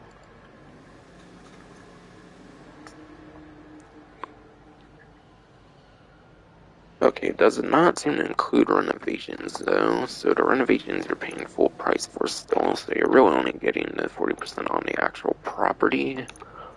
And yeah, obviously if I didn't show it enough already, having access to all those different like free mode things you can do alone makes the office quite worth it. Vehicle cargo, if you set up property, the vehicle cargo could be quite a great moneymaker even still, definitely could be quite. Vehicle cargo can actually still be one of the best couple to few ways of making money as a solo player, especially. And yeah, the special cargo, if you're willing to take the risk, that's a great way of making money as well. So yeah, the office provides some very damn good money opportunities, so definitely get one if you don't already have one. But yeah, that's just 40% off the base property. And then special cargo warehouses are 35% off. But yeah, as I kind of showed, the crazy thing about special cargo warehouses is you can own up to 5 of them. And yes, I have 5 now. I don't know if the last time they were on discount I had 5 necessarily. But yeah, I have 5 large ones, which allows you to store up to 555 special cargo goods. And yeah, if you fill up all those different ones, that's a good couple to few million on double money. So if you have like 5 ready to go, if you like prepared for a money opportunity for it, of course, then yeah, you can make some very serious bank. If not, then I feel like around a whole week could be enough to get 5 whole ones, depending on how much time you have, I suppose. If not, then maybe at least 2. And yeah, obviously you don't need 5 of them. That's crazy how you can own 5 of them. I'm not complaining, obviously that's great if you can own 5 of them. I'm just saying it's crazy in terms of the amount of money you can spend on these warehouses. I think I remember paying around like 10 million when I got like another like couple warehouses, I think. Maybe like 6 to 10 million I think I spent on like getting another like 3 warehouses, because for the longest time I had like 2. But yeah, you definitely don't want just one warehouse. Because the thing is, the warehouses have a cooldown every time you get like cargo delivered to it. And yeah, the cooldown is individual for every single warehouse. So what that means is you want at least 2 if you don't want to wait on cooldowns. So 1 and then 2. 2 is the perfect minimum if you don't want cooldowns. If you don't mind a cooldown, then I guess 1 would be fine. But yeah, if you're grinding it efficiently, you want at least 2. 3, 4, and 5 you only want as extra income, essentially, if you're not huge of a fan of special cargo, or if you just want to like collect as much special cargo warehouses as you can, like myself. So yeah, 1 is pretty horrible to have. 2 is the minimum you should have for large ones. Obviously, you don't really want medium and small, because obviously that's less goods you can get. So yeah, only go for large, but it sounds like all of them should be on discount. Sometimes they only do the large ones on discount, I believe. But this time they probably did all small, medium, and large, I'm guessing. So strategy, don't have 1, have 2. Minimum 3, 4, 5 for extra income, obviously, or just to like collect the highest amount of special cargo warehouses you can own.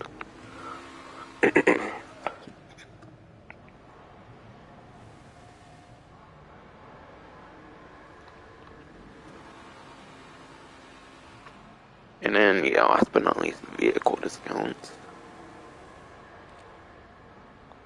Which I think there's like 8 vehicle discounts this time. There's some lowrider, there's some Benny's discounts I've seen that kind of continues from last week.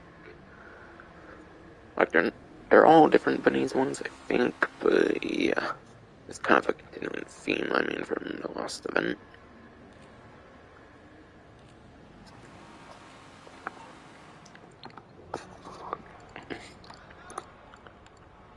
Okay, gotta see like what websites these will be on. I think Komodo's on Legendary, Brawler's on Legendary, I know for a fact. So I think only Benny's and Legendary have new discounts this time. So I'll go over to Benny's ones first, since it's higher up here. And the vehicles on discount includes the regular versions and the upgrades, by the way, which I can only show off the regular versions and not the upgrades, and that's hard to go in a mod shop, which isn't worth the time, I feel. So I'll kind of just explain it. But yeah, first off, the Class A Voodoo, instead of $5,500, it's $3,850. And I think this time around I'm just going to decide to go over the custom version in terms of performance. You really shouldn't get the like regular versions for performance for the most part. But yeah, Voodoo is a muscle car. Certainly the regular Voodoo is not great performance. And yeah, going back onto the roughly 132 spreadsheet here, so I'll be a minute or so before I go over this. But yeah, let's see here. Voodoo custom. Or maybe I will go over both if I see on the same screen. Okay. I guess I'll go over regular Voodoo as well. If you want to know about the performance of the regular Voodoo, it's 55th place lap time between 64 vehicles. And then for top speed, the Voodoo is... Regular Voodoo is 52nd place. 53rd place, actually. So that's 55th place lap time, 53rd place top speed for the regular one here. And Voodoo Custom's just one placement above for both lap time and top speed. So that means the Voodoo Custom is 54th for lap time, and then it's 52nd for top speed for the custom upgrade. So yeah, you're not going to get good performance at all from both the regular and the custom versions. No good performance from them. You're really going to want them for the customizations.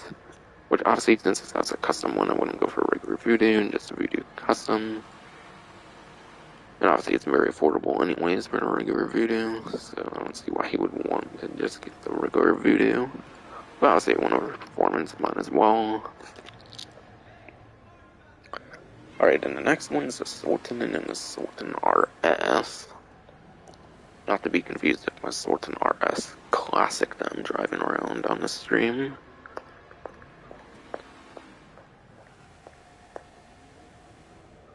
Alright. Gotta look here. Yeah, the Sultan's a sport car, and then the Sultan RS is actually a supercar.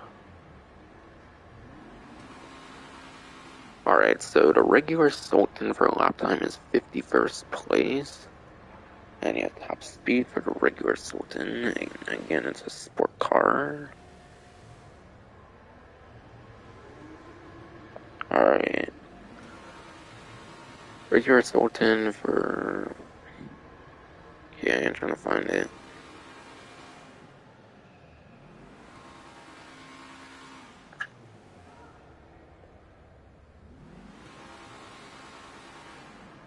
Alright. The regular Sultan for the sport class, the one pictured here, is 51st place for lap time and then 61st place for top speed, going on a roughly 142 spreadsheet, so yeah. But keep in mind, this is a vehicle from day one of the game, so it's not surprising it has horrible performance. Though even a regular Sultan has some pretty good customizations, but because there's a Sultan RS, I wouldn't get it for customizations even as well. The upgrade for it, which is the Sultan RS, though, that's actually a supercar. I'll go into performance here. But because it upgrades from a sport car, I don't think it would be good performance for the super class. But yeah. The Sultan RS for lap time, the upgrade for the Sultan there is 40th place. And the upgrade as well is on discount, not just a stock vehicle pictured on the website. And then 43rd place top speed. So 40th and 43rd time top speed for supercar class for Sultan RS. Yeah, the performance clearly is not great for both the regular Sultan and the Sultan RS. However, I think all the other Sultans have great performance, but neither the ones on Benny's has great performance, unfortunately. I can own the Sultan RS Classic that I'm driving around that has some pretty okay performance, at least for a sport class. And then, yeah, last but not least, seems to be the Nero.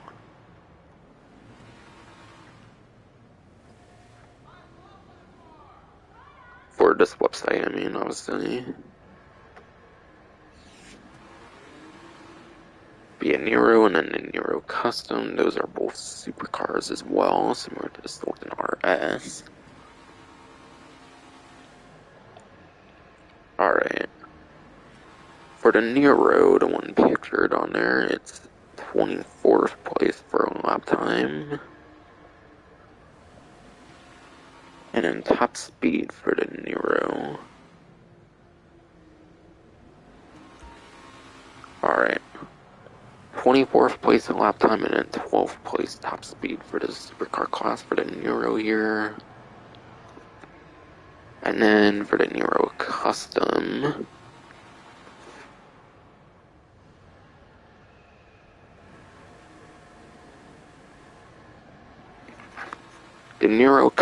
the upgrade for this, which is also on a discount, the upgrade as well, it's a 14th place lap time, and then it's an 8th place top speed. So the custom version does perform within the top 10 of the supercar class for top speed. So Nero Custom has some damn good performance, or has pretty okay to decent performance at minimum, I would say. So if there's one vehicle you should get for performance on this website, it's definitely the Nero Custom upgrade for the Nero, which is on a 30% discount or something. But yeah. Interesting thing about the Nero is the regular Nero is a dynamic spoiler, which is one of the spoilers that can get damaged, and then you'll lose that traction bonus in a race, for example, if you get like damaged up and stuff like that. And then the Nero Custom, if you upgrade to Nero Custom, I think it only has like a regular spoiler. So if you want a pretty unique spoiler, you should actually have a regular Nero. Obviously, you can have both, I'm just saying.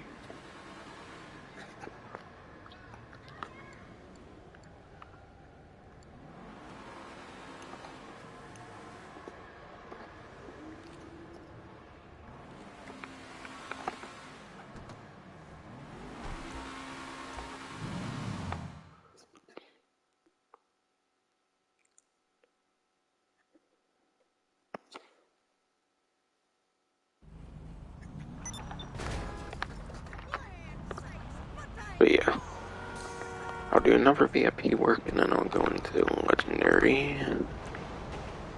I'm not going to do fully loaded because I said it's not a good one. So I'll do Transporter. Just to show off some of these different ones, obviously.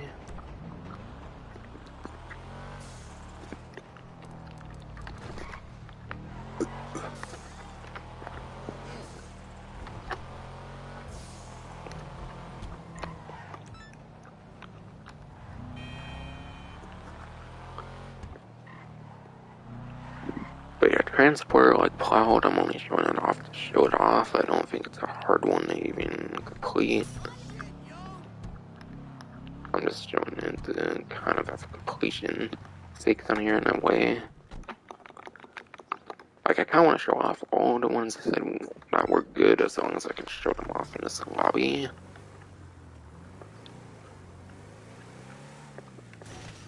Plus, normally when I make money, I'm doing it off stream. Might as well kind of change it up and do it on stream. Especially when it's relevant to the event week.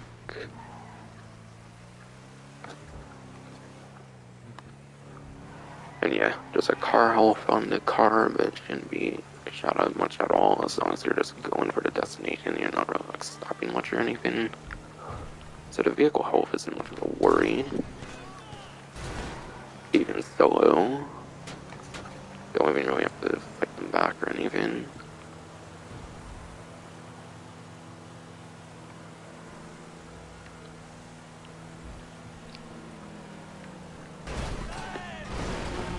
And yeah, because of high suspension, you can probably go over vehicles, which is kind of nice. Could be a time saver, with what I mean by kind of nice.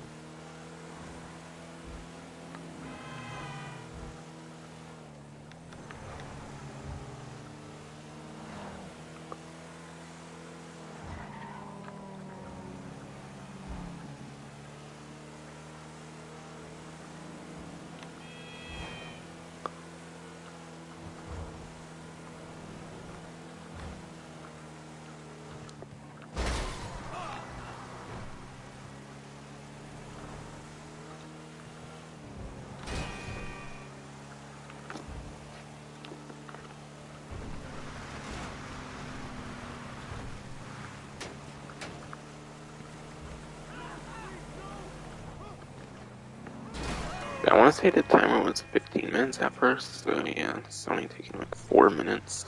Not even, it seems.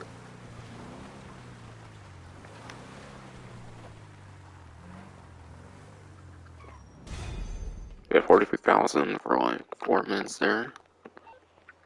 And I'll verify that cooldown's not as long as the cloud, which I'm pretty certain it's not.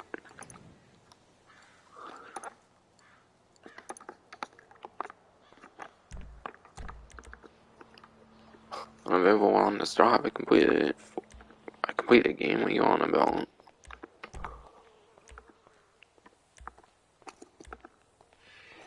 Man, it's already been almost 50 minutes since doing that one. That's fine, because I'm intending to be in the lobby for a while. On stream, even. But yeah, this one only has a 30-minute cooldown, as I mentioned. So yeah, most likely we'll be showing Fortified off next, because that's the next one I said was pretty good. So I guess while I wait for that 5-minute cooldown, I'll go over the legendary stuff here. Which is the Komoda and something else. And the Brawler. But yeah, I don't think I went over the percentages of the discounts for the vehicles I went over earlier. But the Nero Custom 30%, Sultan RS, and the Voodoo Custom 30%, which is what I expected because it was 30% on the Benny's website last time. Alright, yeah, just two things, Komoda and Brawler. And they can both be on this site. Alright, Lampadati Komoda. I still haven't got the trade price for this one, apparently, because I haven't done enough Damasceno heists, but I have done them, obviously. But yeah, instead of being almost 1.3 million on a regular price, it's 92,500. Still around 400,000 on savings with the regular price, which is quite nice, and then, or actually that's the trade price, okay. But yeah, regular price instead of being 1.7 is 1,190,000. So yeah, a little over 500,000 on savings there with the regular price. But yeah, trade price is 892,500 instead of the 1,275,000. So a little under 400,000 savings. But yeah, pretty decent savings, I would say, compared for sure to a lot of the Benny's vehicles, aside from maybe the Nero that was on discount. And also the custom upgrades. The custom upgrades are normally only like a few 100,000, so not too bad on the upgrades, but yeah, the regular vehicles on Benny's, some of them can be kind of pricey. But yeah, I think the Komoda's a sport car, so I'll have to find it on roughly 152 spreadsheet here.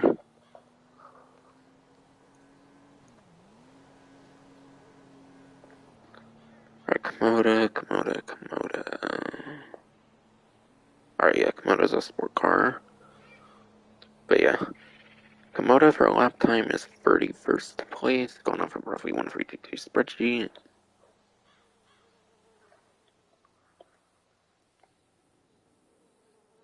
And then the Komoda is a 13th place on top speed. Alright, I'll look at the lap time again. But yeah, Komodo here, 31st place in lap time, which is at least above average for the sport class, but sport class has like 80, 90 vehicles, so that's not necessarily really saying much.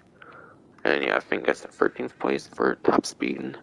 So a couple placements underneath the top 10, so performance probably isn't really there. It is a 4-door sport car, and it does have like a couple placements underneath the top 10 for top speed, which isn't bad. But I think if you want a really good sport car that's 4 doors, I think there's a better option, kind of, and I think it's the Jugular. I think that's kind of known as kind of the best 4-door sports car from what I've heard. So it's a pretty okay 4-door sport car, even, but yeah. Both performance things are beneath the top 10, so not too relevant anymore. And customizations as a sport car are probably not going to necessarily be the greatest in that aspect. And then Brawler, which is the only vehicle discount that's not 30, which is a 40% off. And the Brawler is an off-road vehicle, I'm very certain of it. So 715,000, 429,000, so almost 300,000 in savings. Oh, the custom game part 2 update, which is a 7th gen update. This vehicle is in the versions of the game. How old it is. But yeah, have to look into it on the spreadsheet here quick before I go over performance.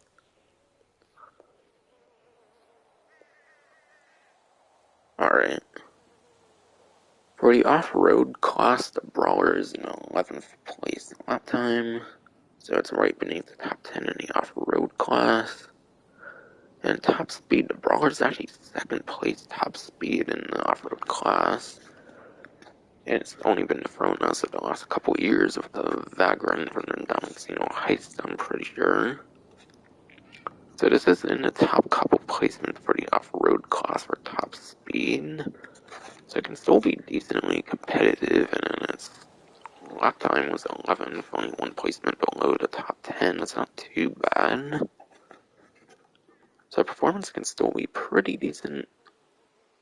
Though in off-road races, you can also use stuff like the Sanchez motorcycle, because it's an off-roading motorcycle, a dirt bike. So because you can have like dirt bikes in off-road races, it's not necessarily too huge if it's good performance when it comes to the off-road class necessarily in a sense. Because motorcycles will kind of always be or in quite a bit even. But yeah. Something unique about the Brawler, I'm pretty sure, is it can actually go in water for a decent bit of time. I think it can kind of float in water, if I recall, for like a good few seconds, couple few seconds.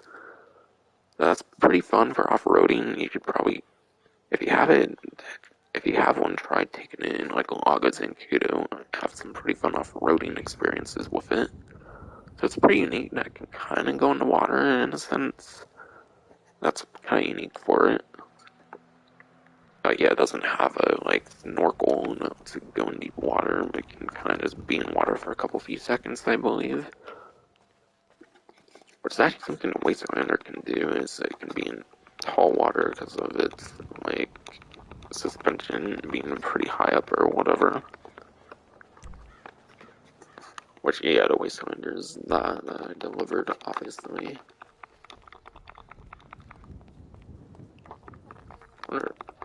Well, it's probably locked, obviously. I was just curious for some reason. But yeah, I'll show off some of the VIP stuff still when I said I was going to. But yeah, that's it for vehicle discounts. The 6 on Benny's and then the 2 on Legendary. The Prime Game discounts were still the same, and yeah, obviously I've already won over the Prime Game stuff because they're the same, obviously. But yeah, Fortify, and I'll show that one. Which actually first, I want to spawn my Sparrow so I can get my good spot I was mentioning. For the Boxville, the armored Boxville.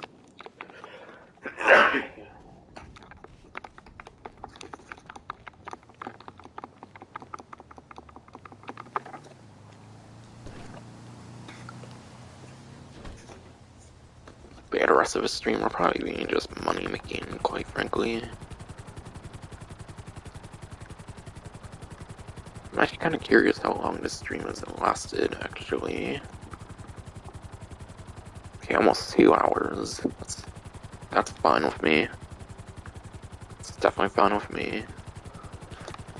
Especially when I'm doing money making, then it kind of makes sense. The longer 2 to 3 hour streams tend to be money making stuff in it as well.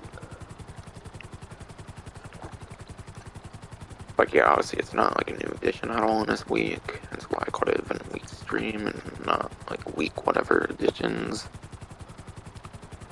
But yeah, I can use an excuse to grind on a stream, whatnot. Most times it's basically just going over the event week, which can be boring to watch, I can understand, so might as well grind a bit.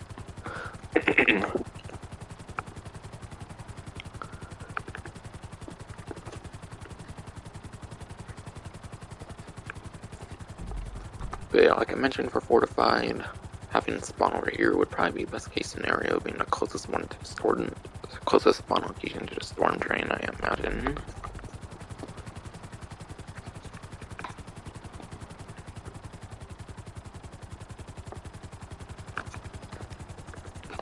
Yeah, pretty sure I'm like right there.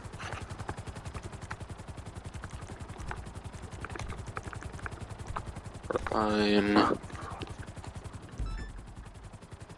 Oh, well, I actually just was the exact location and certain of it. I thought it was more over there though.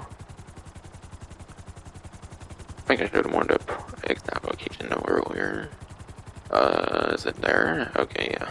I didn't notice the colors of it for some reason with the texture down here.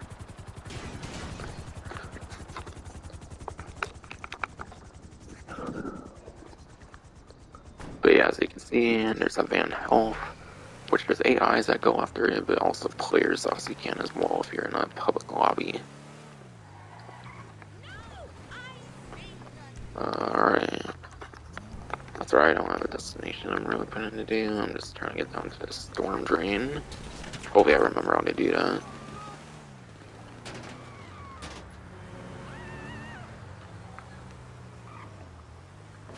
I think I tend to go this way, kind of, if I remember right, or maybe, okay, I don't know if that was exactly what I meant to do, but I think I should still be able to get to it.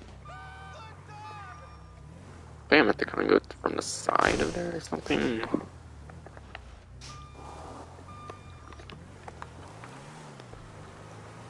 Alright, here's the way down. But yeah, I wanted that location, obviously, for the spawn to be closest to the storm drain, as I mentioned. And yeah, just go like down here, and then you can find yourself a way to storm drain. I think I always go from here. I know I don't have to. I could probably literally just be fine in here, though I don't know, since you can't see above from there. But at minimum, I would maybe just sit in here if you don't want to travel too far. Because I don't know if you can be shot up from up there, since you can kind of see through, obviously. I don't know, it's probably solid though. But since I'm somewhere of the adventurous type, I like to go over here.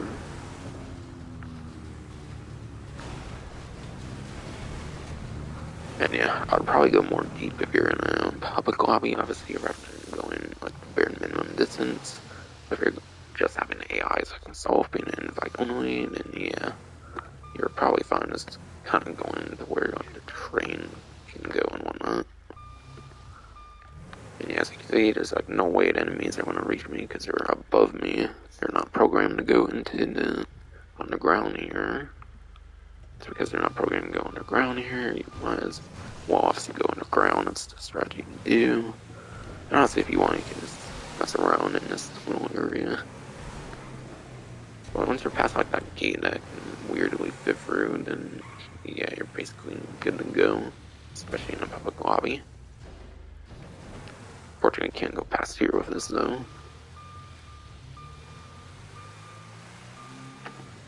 So yeah, basically I'll just be waiting this whole time.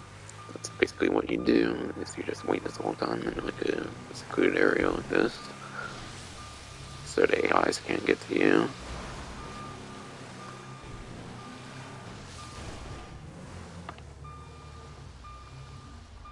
Yeah, I'll see, it's after a couple minutes of being here, it's going to be pretty boring. You're just going to be waiting for the timer to run out. So in terms of fun aspect, it's not really the greatest, but yeah. Me, I prefer making money, especially when there's still stuff I want in this game, than having fun necessarily. And since you can make 70,000 on this, might as well.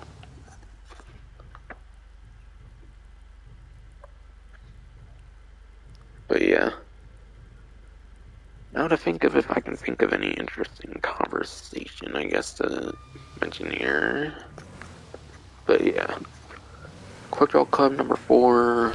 I'll kind of talk a bit about it for those of you for some reason might not watch my Reddit streams, but you played a game there or something, if for some reason anyone watches this part. The Quick Draw Club number 4 is definitely the most disappointing of the Quick Draw Clubs. It makes sense kind of being the final one. I mean, aside from that monster pistol variant, I think that's kind of the best thing out of any of the Quick Draw Clubs, I think, so far. Or obviously it is, because it's the last one. But yeah, that monster pistol variant, I think is pretty cool. Besides for that, it's pretty disappointing for Quick Draw Club number 4. Like, no extra, like, money you can get, like, over the first couple, and then no, like, treasure map that you could get over the first couple again.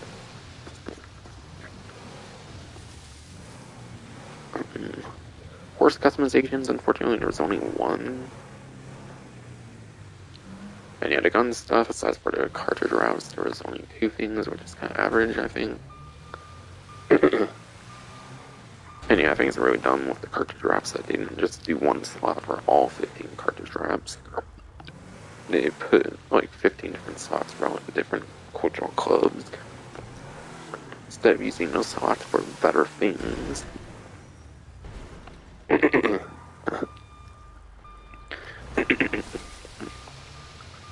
And yeah.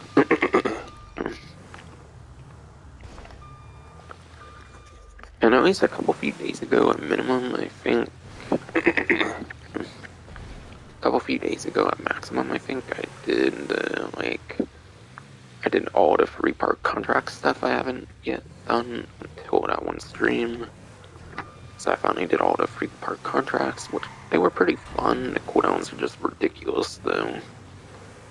Though the cooldowns weren't too bad since I was like alternating between the stuff. So the cooldowns on the free part contracts, if you do multiples of them, not too bad. Yeah, I noticed GTA, but might as well mention Red Dead because there's the 34 minutes still. Plus I have to get out here and stuff still. When the time's more right. And yeah, for GTA, I am planning to do the, like, contract things on this game as well, not just Red Dead, obviously. I'll probably do that, like, between the 10th and the 20th, maybe even, like, 15th to the 20th or something. Because unfortunately, the end of this week, because unfortunately I'm going to be busy this weekend, and yeah. I'll probably do it sometime next week, maybe for the contracts in GTA. I've done the Lost contract, the Depository contract, and reluctantly so, I did the data breach as well, because I needed to do at least one contract to be able to call Sasanta to cancel contracts, which is the best way to change the contracts to what you actually want, in a way. So I've done 3 of 8 contracts, I think. So I have 5 to do for GTA still. So I'll do all 5 of those, obviously, on a stream at some point. Like I said, probably next week, I would imagine. This week I might try to do a video thing. I kind of already recorded a tiny bit, finally, of it. I don't know, though, I tend to stumble forever on a video wanting to do it, but not entirely feeling up to it necessarily. Because I know I tend to cover very niche, like, missions in the game that aren't the most profitable. Like, I do it for fun, obviously, but yeah, it's kind of puts me down in a sense, in a way. Not saying it's anyone's fault or anything, obviously, but yeah. But my own, obviously. Like, if I wanted to, I could easily make guides on stuff that could be millions of dollars, but I like to appreciate the early days of the game that are kind of long and forgotten. So that's why I tend to do stuff like contact missions.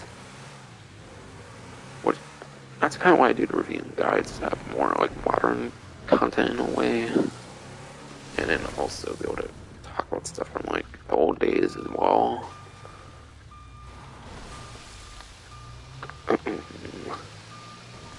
And yeah, I still have to do the opportunities in Red Dead. I still have to do the Red Dead opportunity missions that require the Capitale. I'll do that around the end of Quick Draw Club number 4. I'll probably do that another couple weeks after the GTA stuff. apparently the Rockstar launcher was updated, like, behind the scenes, like, in the background or something. And apparently, like, the GTA Trilogy stuff is starting to come out, apparently, in terms of, like, leaks and stuff. Apparently there's, like, whole logos, like, icons on, like, your PC. There's, like, whole achievement lists that have been leaked, I think. I'm personally not going to cover them, because that would be quite disrespectful in the work of Rockstar. Obviously, I know showing, like, the unreleased like, vehicles and stuff is too, but I mean, Rockstar kind of deserves some of that for constantly milking GTA with a third version that's coming out. I wouldn't want to like delete stuff off the trilogy that I feel could be quite hard work. Then again, they might just do a like really shitty remaster kind of thing like they did with San Andreas. Like the 360, the new 360 version, because there was an original Xbox backward compatible version on like digital Xbox 360, even because I know because I have it. But yeah, the Xbox One and Series X and like S versions of San Andreas are terrible. For example, I'm hoping it's not something like that. Hopefully, it's like actually good versions. But yeah, Vice City, and yeah, Vice City and GTA 3, especially, I would like to see again for sure. San Andreas, I feel it tends to get a lot of stuff compared to the other stuff. Am I going the wrong way? Ah, come on.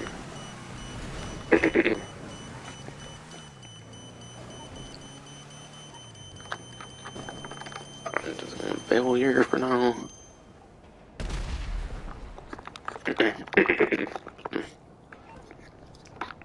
But yeah, like I said, 10 minutes for 70,000.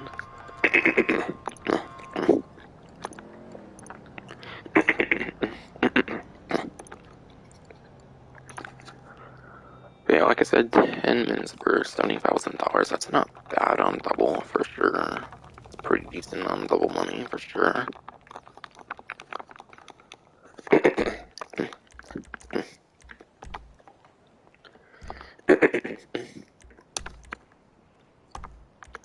Like, I mean, to return that. I think I meant to return it. But yeah, I gotta wait like 5 minutes anyways. So, since that only takes 2, I'm fine.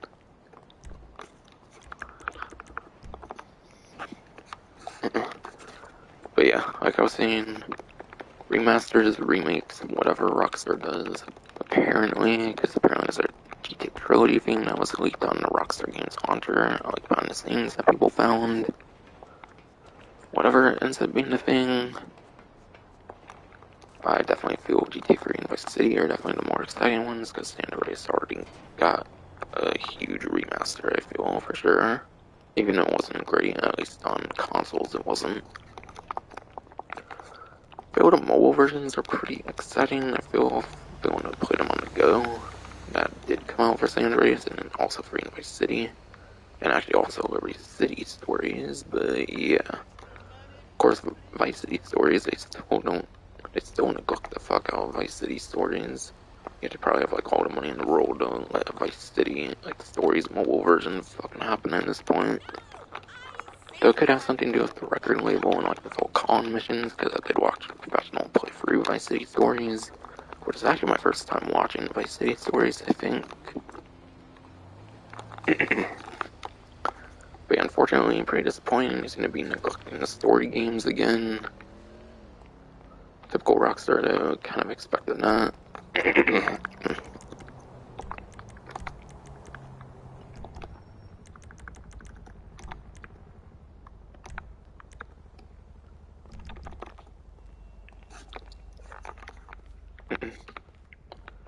Like, at least Liberty City Stories would have been nice to have, but Vice City Stories definitely really needs some attention. Vice City Stories is a GTA I never got to play, actually. I think I got like a pre-owned like copy of Vice City. I think I got a pre-owned copy of Vice City at like GameStop one time for a PS2 or whatever. Didn't actually own a PS2, but had a family member that did. But yeah. But yeah, weirdly, I think that like game disc. Weirdly, I think the game like cover art and then the game disc said like Vice City Stories on it. Funnily enough, it was actually just Vice City apparently. But somehow like my disc and like my like disc and like my case say Vice City Stories. So yeah, I kind of got scammed out of Vice City Stories for Vice City, which is unfortunate. I think one time, but yeah.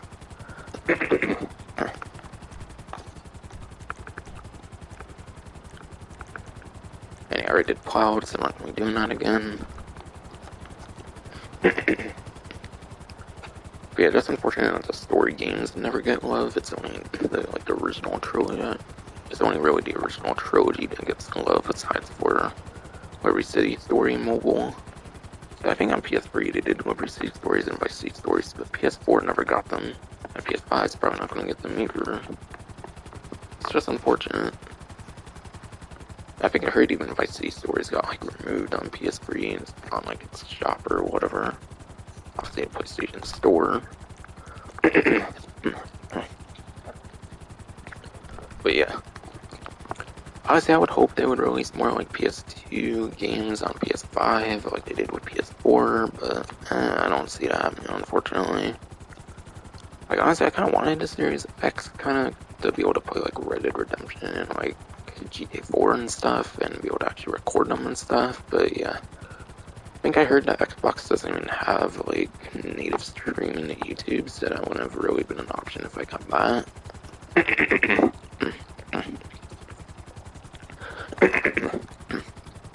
Plus, having a PS4, it was easier to get the PS5 because obviously they're hard to fucking find and shit. So obviously there's all these like priority systems in place, so that some people have easier chances of getting stuff than other people because they're so scarce and whatnot.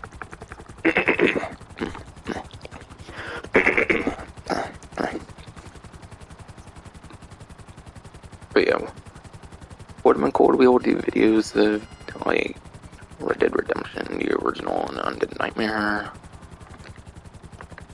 and then GTA 4 and its episodes. It would have been cool to be able to do videos of that, but like I said, I think I heard the streaming on Xbox. I don't think it's like native YouTube streaming, which is weird. I think that's what I remember hearing at least. Still in 2021, I think, which is so dumb in my opinion. But maybe it's because Microsoft kind of has their own streaming thing or something, I don't know.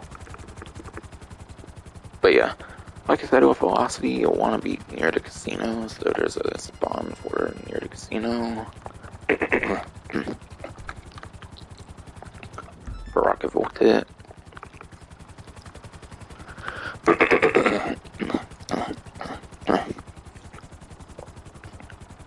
Alright, I don't know about the...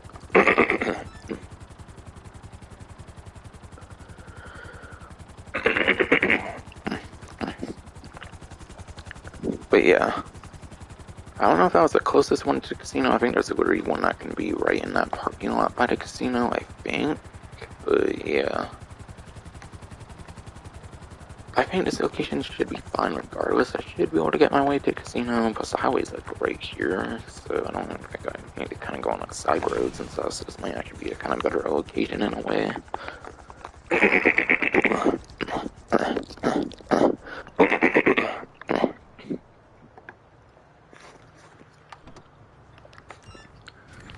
Alright.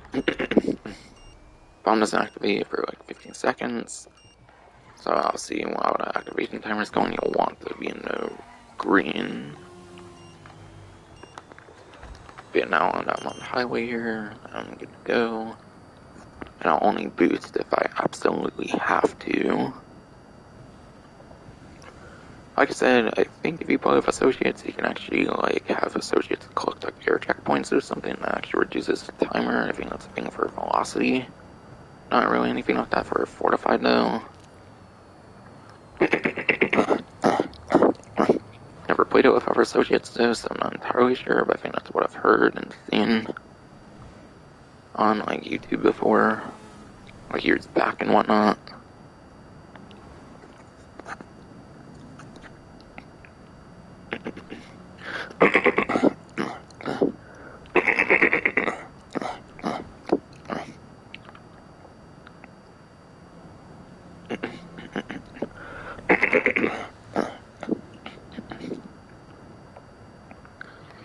Of course, my first will be shitty suddenly, when it's just fine for most of the stream.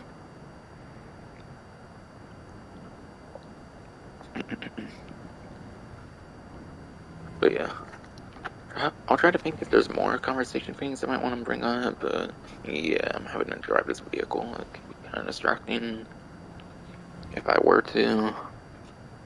So maybe I won't, I don't know. But yeah, I mentioned plans of GTA and Red Dead for, like, there are more miscellaneous streams I'm gonna do for the updates.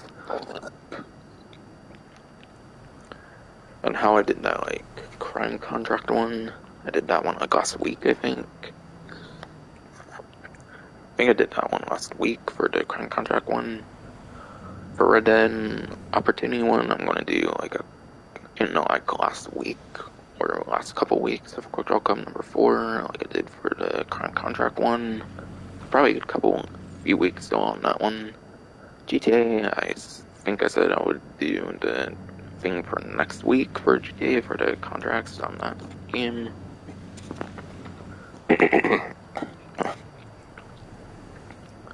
So yeah, a couple miscellaneous streams for GTA and Red Dead planned for the current updates.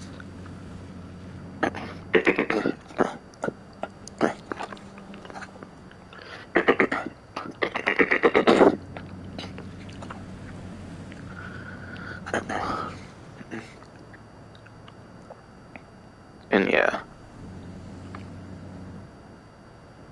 I'm trying to think here what I was saying. I think I was going to explain DJ request missions, which is a thing from back in Cayo Perico. But the reason I don't do the DJ request missions, which I've kind of explained when it's been on money events before and stuff, is because those are like completely random. Tom Connor's English Dave, they like call and text whenever they feel like it. You can't just accept them randomly in the music locker.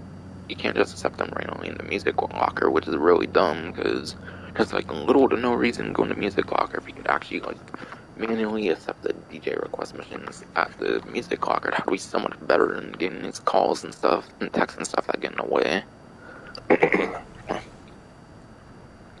So yeah, I know that's back from Caprico, which is an old update back now, but yeah, I don't plan on doing that still just because of the pure randomness with it. I guess it's really dumb. I don't even think I got like one thing from Tom Connors or English Dave in this one stream, and it's been like 2 to 3 hours even. And if I did, I didn't even want to do it, obviously, as I just explained. So yeah, that's why I'm not doing those. But yeah. I said I was kind of working on a video earlier, or like yesterday or something, but yeah. Like I said, I kind of get bored of making it in a sense, and yeah. Plus I know I'm covering some very niche content, so I tend to like stall on it forever and whatnot. Like I work on it, but I'm just not inspired to work on it in a sense, essentially. But yeah. Next video thing that should be happening, I'll kind of mention it here, and it should be the contact mission content episode for the last play mission from Gerald, which is one of the last 2 things of contact mission things I need to cover now, actually. I think the only other contact missions after that will be the Los Santos summer special ones, unless any new ones come out anytime soon or anything. So yeah, there's only a couple sets of contact missions I need to do now, and I'm already in the works of the last play missions for Gerald. I already kind of recorded the first mission, I still got 5 more to do though. And yeah, unfortunately PlayStation 5 does not have an internet browser, like a full-fledged internet browser like the PS4 had, so unfortunately it's kind of harder to get certain, like, to show off certain things, unfortunately. Like, I was going to kind of show off that test 2 tweet in terms of, like, the dispatch services and then, like, the repo works I did on those couple parts. Though it seems the last play missions don't pay out as good as those anyways. So I don't think they even pay out like that anyways. They're kind of more on the casino story missions, I think, which are obviously more on that when that releases. But yeah. After that, after that gets released, I'll probably do another review and guide, so I'm not doing the same series 2 times in a row. You know, they ran into each other there, it seems, for those 2 NPCs. But yeah. When I get that finished, I'll probably do a review and guide, which the next review and guide will probably be on the Torador. I'll probably do the Torador as a review and guide. And no, I'm not going to be doing a Strom and a Torador. I'm just going to be doing a Torador. I only really do vehicles together if they're named the same kind of, or if they're like similar in functionality or something, or don't have like an idea of doing it individually or something. So yeah, do you plan on doing a Torador review probably after the review and guide thing? But yeah. I think I either want to do a miscellaneous stream or a video like every week or something. That would probably be a good goal to do, since, yeah, I tend to not do a lot of videos, as I mentioned, because I kind of tend to stall on them and whatnot, because, yeah, I know I cover a lot of, like, niche stuff, and when I do cover, like, vehicles, they kind of get irrelevant at that point. And yeah, there's so many Kyle Perico weaponized vehicles, I just didn't do any much like review on that stuff during the Kyle Perico update, besides for the Kosaka and then the Visa. That was the like only one I did during the Kyle Perico heist for that update. So yeah, because that one had so many weaponized vehicles and stuff, that's why I didn't do a lot of reviews during that time. And yeah, Santos Summer Special obviously didn't add any new weaponized stuff, so that's fine with me. I waited till this update to do like the Sparrow one. That was only like a couple weeks ago even. And now I was like, okay, I kind of have to get it out, because like, I know I'm actually getting a PS5, which is pretty exciting. I was a lucky bastard who managed to get one. But yeah.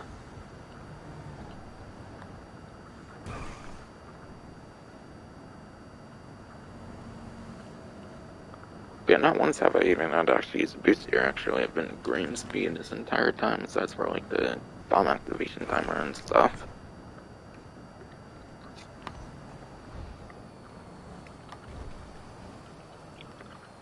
Trying to think of some PS5 conversation. I kind of mentioned that doesn't have a full-fledged web browser apparently.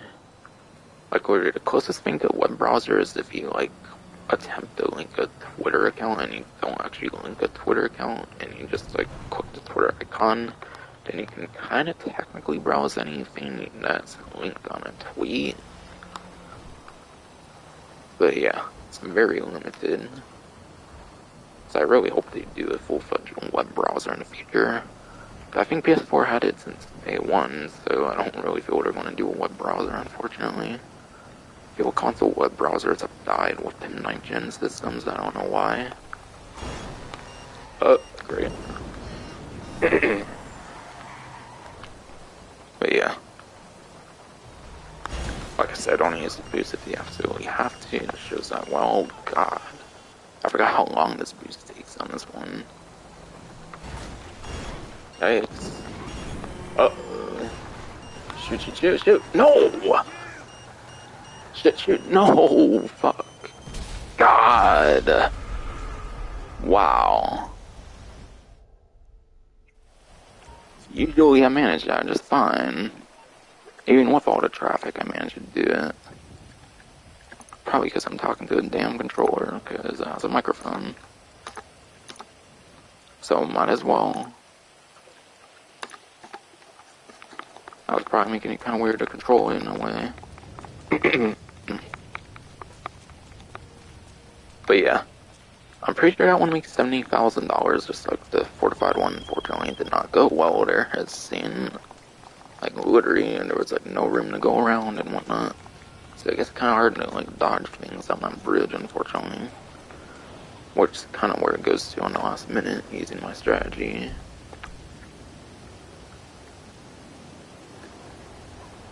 So I don't know, maybe doing one, maybe going more back here and hoping there's a location back here, as long as I can find a good way to this highway, I guess would be a good way to do it too.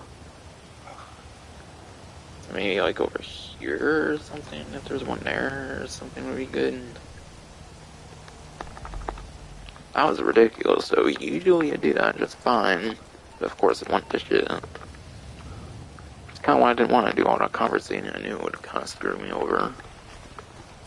But I pretty much showed the whole entire process of my strategy anyways. I just got unlucky and it didn't work, unfortunately, kind of. So yeah, it was quite unfortunate.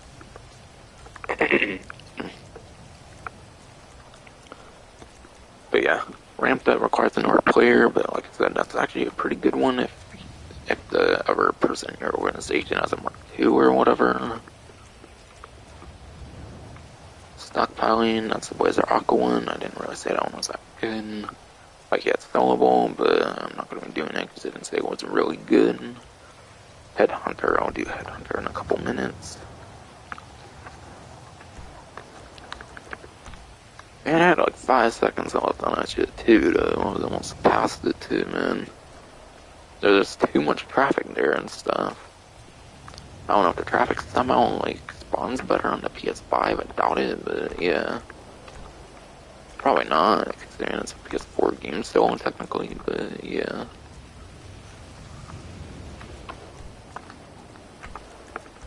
I don't know. I've had more glitches. I feel I've had more like Kyle Perico heist glitches on the PS5 compared to PS4 though. I only did like one heist, I think, for Los Santos Summer Special. I mean, not Los Santos Summer Special. That was before Kyle Perico, but Los Santos Tuners. I think on PS4 with Los Santos Tuners, I only did one heist. But I've been doing tons of Kyle Perico heists for my Benny's collection I'm building on. So I'll probably do VIP works kind of. I know it makes like measly money for the Kyle Perico, but yeah. Yeah, Cowbreaker is still obviously going to be better. I didn't really mention that yet. But yeah, obviously Cowbreaker is going to pretty much still be better. Doesn't really matter what gets like double. But I feel they should start doing triple on like this business stuff so it can compare more with Kyle Perico. Like okay, yeah, like on double on the special cargo, sure you can make like 4 mil, but why not like make it triple if people make like 6 and 7 mil per warehouse? That'd be cool as fuck. I feel it's about time we get some triple on like business stuff finally, so that I can compare to Kyle Perico. Because a lot of stuff on double doesn't even compare. Triple would be a completely different story, then things would compare. Like I think the Union Depository thing pays like 600,000 on double. I think when they first introduced the depository contract, it was double on this stuff, so that was like 600,000. So like that would be 900,000, for example. Like imagine triple on the like auto shop contracts, or hell, even a triple on like Hanger or something. Even that would be pretty decent, and would actually be able to compare maybe with Kyle Perico and Vitus. Even though, yeah, it would probably still be more of a time investment. But yeah. Yeah, special cargo takes a while to build up technically, but yeah. Triple and stuff like Biker and like Bunker and Nightclub would be pretty competitive with Kyoto, I feel. Just an idea, I figured I would clean up since I'm doing all these VIP works and stuff after all.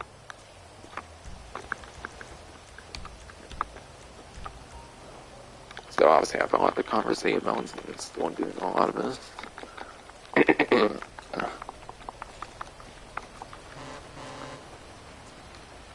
Yeah, my stream is about 2.5 hours. Not bad compared to when I last looked. I think it's only been like half hour.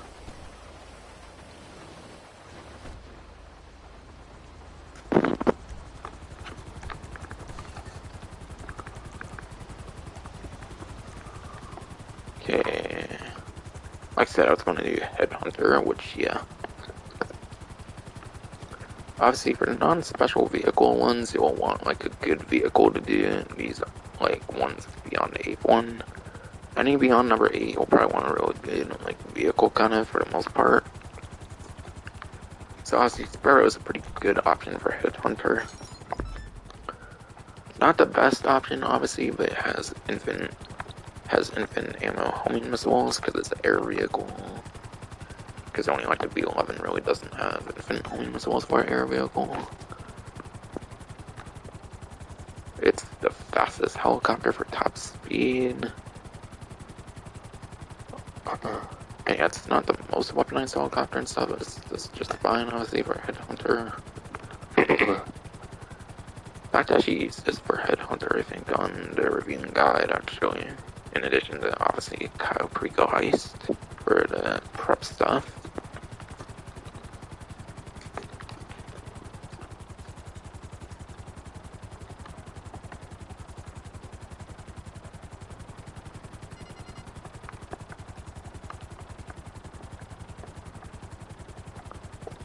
Yeah, Headhunter can traditionally only take a couple minutes, and the best part is it only has like a 5 or 10 minute cooldown, even, which is not a bad cooldown whatsoever.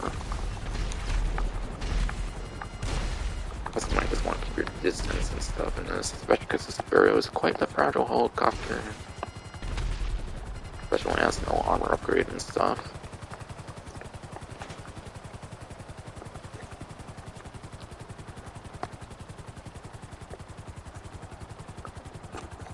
Alright, this one's a ground target, which you have 2 are ground.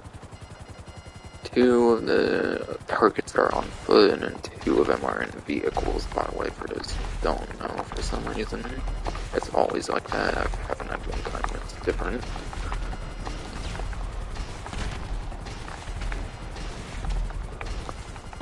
And that's the target there. And yeah, if you kind of know where the targets already are, obviously you'll go faster, so let's kind of get to be used to the different spawn locations and stuff.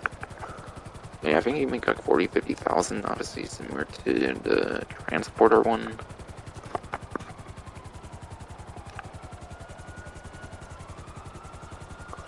Yeah, I don't know, I keep trying to think of some PS5 conversations, and I'm one of those lucky bastards that has one, but yeah.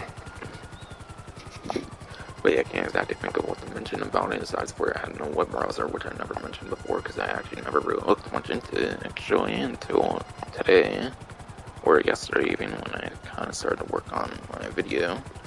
But I think kind of makes it the first system that Sony's made that hasn't had like a full-fledged web browser since probably like the PS2, I want to say. I think PS3 I heard as an internet browser. I think I heard PS3 as a full-fledged internet browser. Obviously PS4 does as well, I know that from experience. But PS5, they got rid of the full-fledged like web browser, which sucks. Because I think PS4 had one since day one, I would have to imagine. I doubt they added it on or something with that one. So if they do add on the web browsers for some reason, then maybe it's just gotta wait for it to come out, I guess, for PS5, but I'm not expecting, unfortunately, to see a web browser on PS5, which unfortunately ruins a lot of creative potential, unless obviously you go on like a tweet or something, like I said, with the little like Twitter workaround I mentioned. So yeah, unfortunately it's gonna be hard to get like screenshots of certain things for like leaked videos and stuff. So I have to do that on PC as well though. And yeah, I checked the little workaround, and the Rockstar Newswires don't show on PS5 either. Which, yeah, it's not fully optimized web browser that's meant to be being used for lots of different things, so maybe that's why for PS5. But I don't know, maybe it's not a very technically, like, maybe it's not a very technically good web browser. The web browser didn't slow down to PS5 though, at least. Unlike PS4, that shit slows down all fucking hell when using the web browser though, apparently. Which maybe that's the issue, is because maybe it would slow down the system somehow. I think it does on PS4, the web browser tends to slow down the PS4, at least the original model. I can see all models having that issue. I don't know, my Wii U is speedy. My Wii U has an internet browser is speedy as fuck. And yeah, the Switch dropped the internet browser, so Nintendo's dropped the internet browser, full-fledged internet browser that you can only use for like certain like stuff that games use it for. But yeah, obviously that's the case with Sony, they still let you use the web browser for like linking services and stuff like that, but you can't like just use it for your own convenience, unfortunately. Unless you do that little Twitter workaround, but it's not the greatest, since it needs to be in the form of like having a link on like a tweet, for example. So you can only really browse over things if they're like linked on tweets and stuff. At least I think that's the only way to really have much of a web browser on PS5. That really ruins the creative potential, unfortunately, with PS5. Same goes with the, like, removing, like, border stuff that you could have on the broadcasting. Like, they completely got rid of Message Spectator. I don't exactly know why they had to get rid of the Message Spectator entirely. Couldn't they have just had, like, text on the screen, not necessarily tied to, like, a border? Like, 1 or 2 lines, maybe, that you could put text on the screen and it would just show up on the, like, bottom of the screen without, like, a border on it or something. Because, like, it kind of works like that on Share Factory when you put, like, text on, so I don't know why it can do something like that for the broadcasting. To still have Message Spectator, but not have it in the form of a, like, border on the screen. I don't know, it really changed the broadcasting for the worst for some dumb reason. Like, hell, even tags they managed to mess up, because spaces are underscores apparently on the tags now.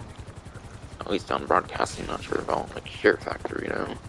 Share Factory is vastly improved, though, kind of, it seems. Or not, like, in a lot of ways. It's... honestly, not in a lot of ways. Share Factory is a lot of the same still. But at least Share Factory, what's it called? At least you can do 100 clips instead of 50 as a maximum now for Share Factory. Audio clips is now 20 instead of 10, which is quite exciting. So, yeah. That means that bigger projects should be easier to make now. In terms of the audio department. Unfortunately, I was thinking that there could be all new potential with, like, the texting, like, maybe if you can use, like, the mic for texting, like you can in upper parts of the PS5 with the, like, keyboard, where it can actually listen to you in the microphone. It's not, unfortunately, the case with the texting, though, so, yeah, probably still be doing voicing for videos. And people fucking hate my voice, of course, so, yeah. People probably gonna be ranting about that, apparently. Fucking that's a lot of, like, Phantom Wedge complaint. Seriously, like, the only complaint I even ever seem to get on my fucking content and stuff is my voice. That seems to literally be it. Like, your voice sucks, your voice is trash and all that, I don't know. And the second one wasn't one I got. I hate your voice, that was the one I got.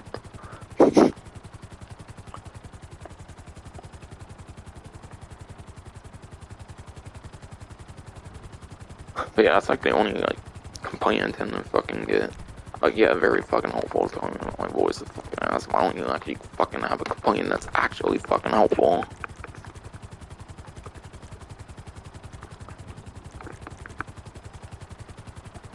Very free, college. I'll show off Hostile Takeover. Because, yeah, I've been really enjoying the PS5, so that's why I'm kind of doing, like, all these different, like, VIP works. As long as I feel it's worth it, I'm not going to do literally all of them. Just the ones I feel are good.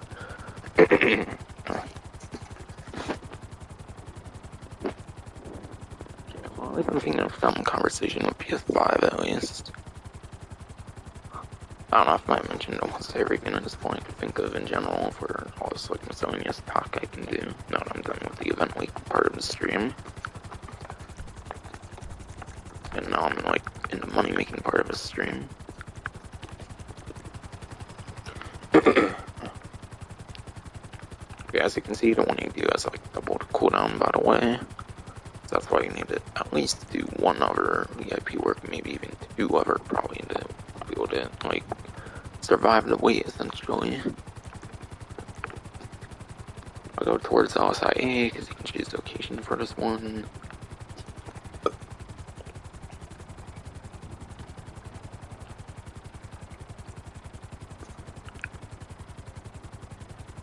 But yeah, the package cannot be destroyed, I'm pretty sure, on this one, so you can go all, like, ham with any, like, helicopter or weaponry you have, or whatever.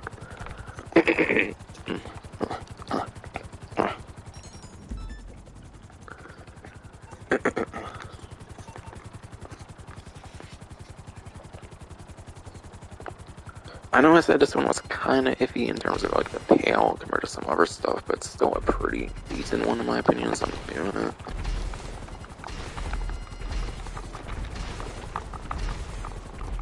Yeah, I'll have to see if I even want to do any other ones for this stream.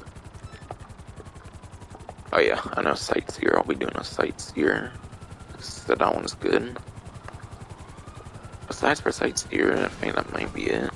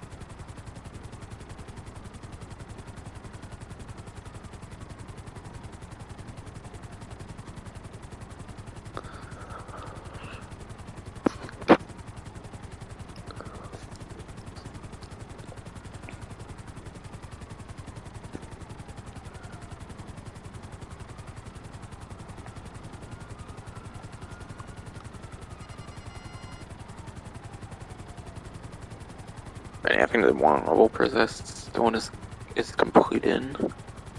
But yeah, since you can choose the location, you're probably gonna be able to do this one in like a couple minutes.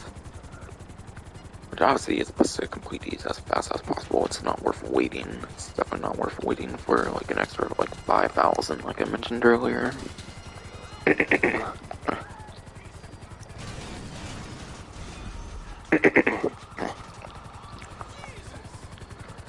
And of course my helicopter smokes. Oh, that's great. If you make like 30,000 on that one, even if you take as much time as possible, it seems.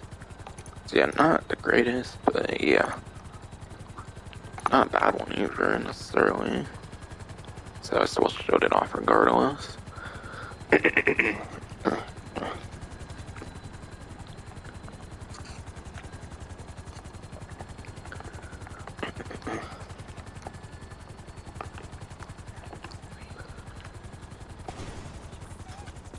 Alright, 2 hours, 43 minutes, 23 seconds.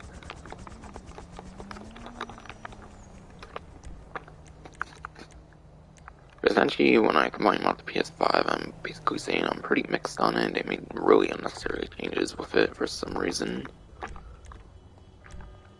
But yeah, I was hoping the creative department would be much better for the PS5 when they literally rebranded the share button to the create button.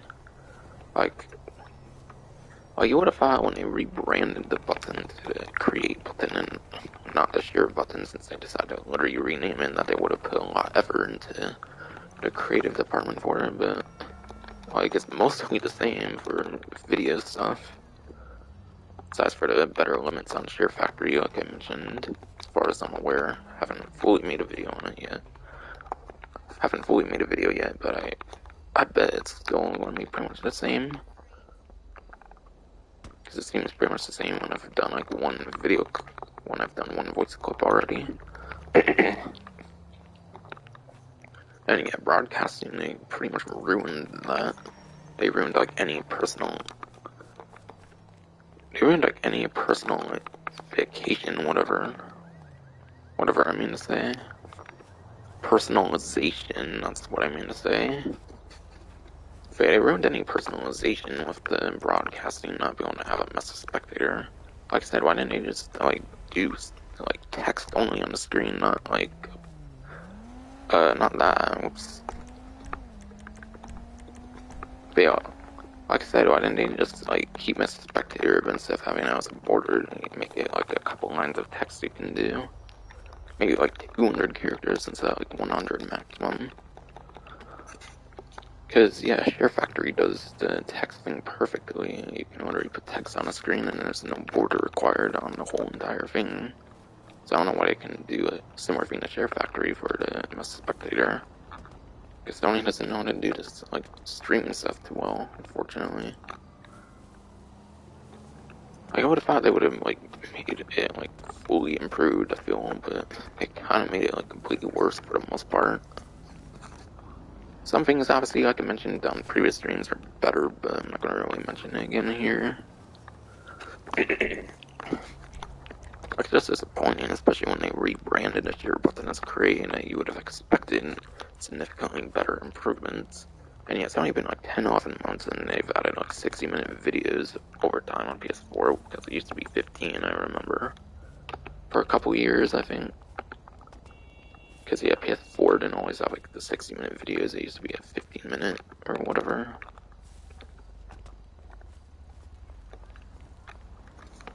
But yeah, at least for day one of the PS5, I feel it should have been better.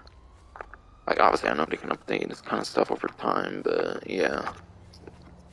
And they have on the 4, so I'm hoping they do with the 5. But like I said, they made some really stupid changes for like no reason, in my opinion. And when they fully rebrand the fucking button that does all this creating content stuff, you would have thought they would have actually put some love into the streaming and stuff, but they didn't, from my experience.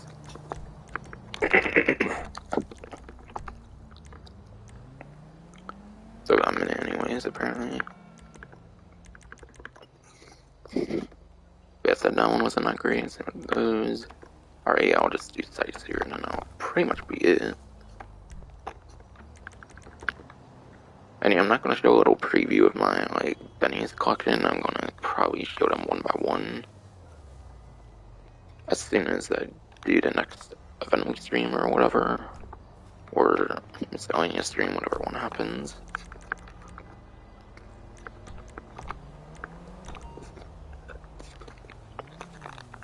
And again, Sparrow is a really great option for Sightseer. But yeah, again, Sparrow is really great for Sightseer. Which I did to see Sparrow on the review for Sightseer, but obviously Sparrow's better at it. And is also great at it as well, obviously. Just like the Sea Sparrow I showed in the review.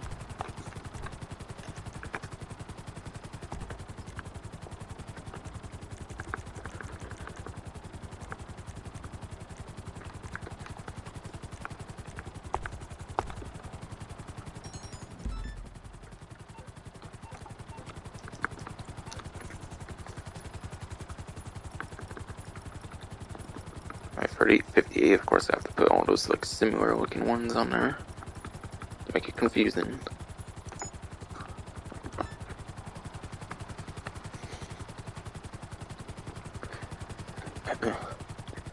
But yeah, like I said earlier, you just do like free hacks and then you collect the packages.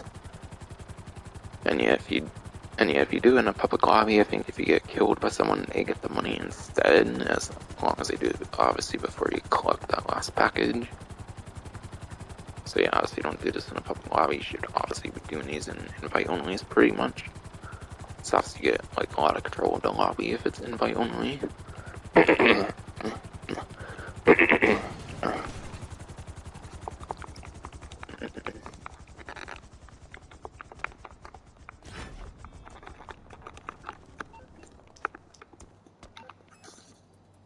Okay.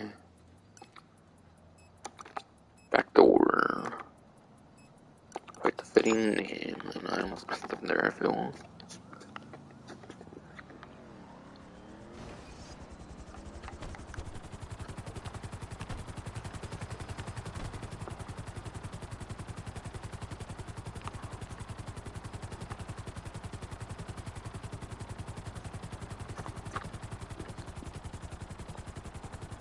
But yeah. I did a stream when I had like 2 like things of battery, but yeah. Surprisingly, I kind of feel the battery is like somewhat better for sure than PS4, though I don't know, it could have just been years of age on my PS4 controller's battery. But yeah, a lot of it's probably because the light bar is not as prevalent on the PS5's DualSense compared to DualShock 4. But yeah, I would rate like 2 bars on battery and it's still 1 bar and it hasn't even been near dying yet on like battery low charge controller or whatever. Like warning popping up or whatever on the PS5 or on the actual PS5. Actually, I should do that so the blades can spin while I do this.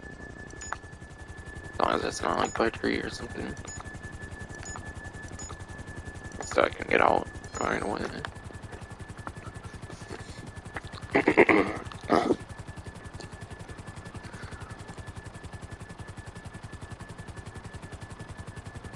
And yeah, obviously like Headhunter, there's different like patch locations and stuff.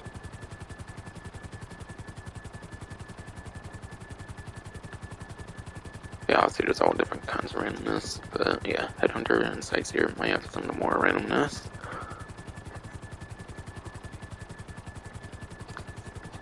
But obviously, no matter like what stuff you get, all it should be pretty decent.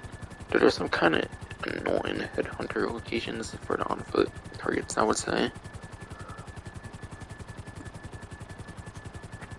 But yeah, that's definitely an awesome one I cared to show off on the stream. I might do one more, doing my favorite one, kind of, but yeah. I'll probably either be Headhunter, Plowed, or maybe Fortified, since that Rocket Voltic one with the shit at the last few seconds. I don't know, I kinda wanna redeem myself for that one if I can.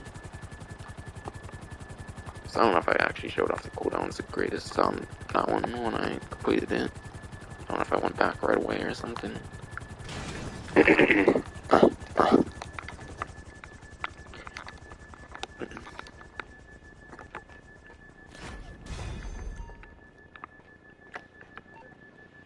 Am I hearing like the sound from a hacking game? I don't know if like someone going out of it, someone glitched it up or something. How the sound keeps playing, I think it kind of might be.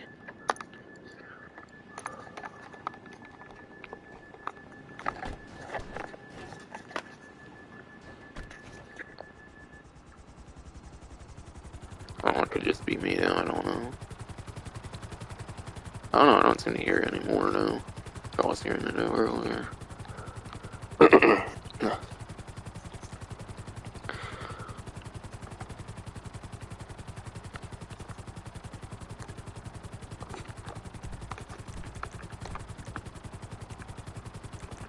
Bashford Plowed, Transporter, Fortified Velocity, Headhunter, Hostile Takeover, and Sightseer.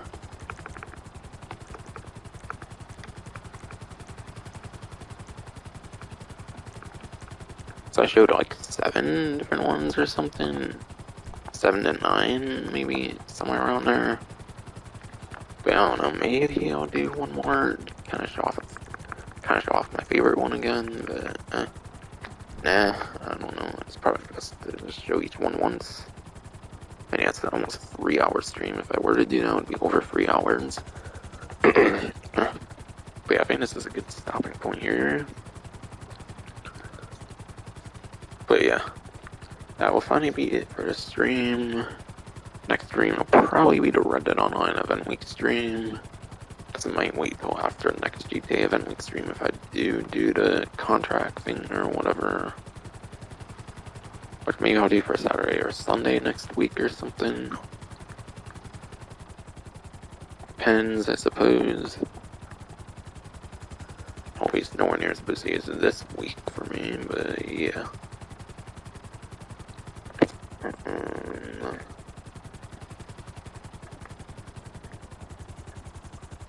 So yeah, I think I mentioned everything I wanted to say, so that's fine. Gonna be it for the stream. Hope you enjoyed. Almost to 55.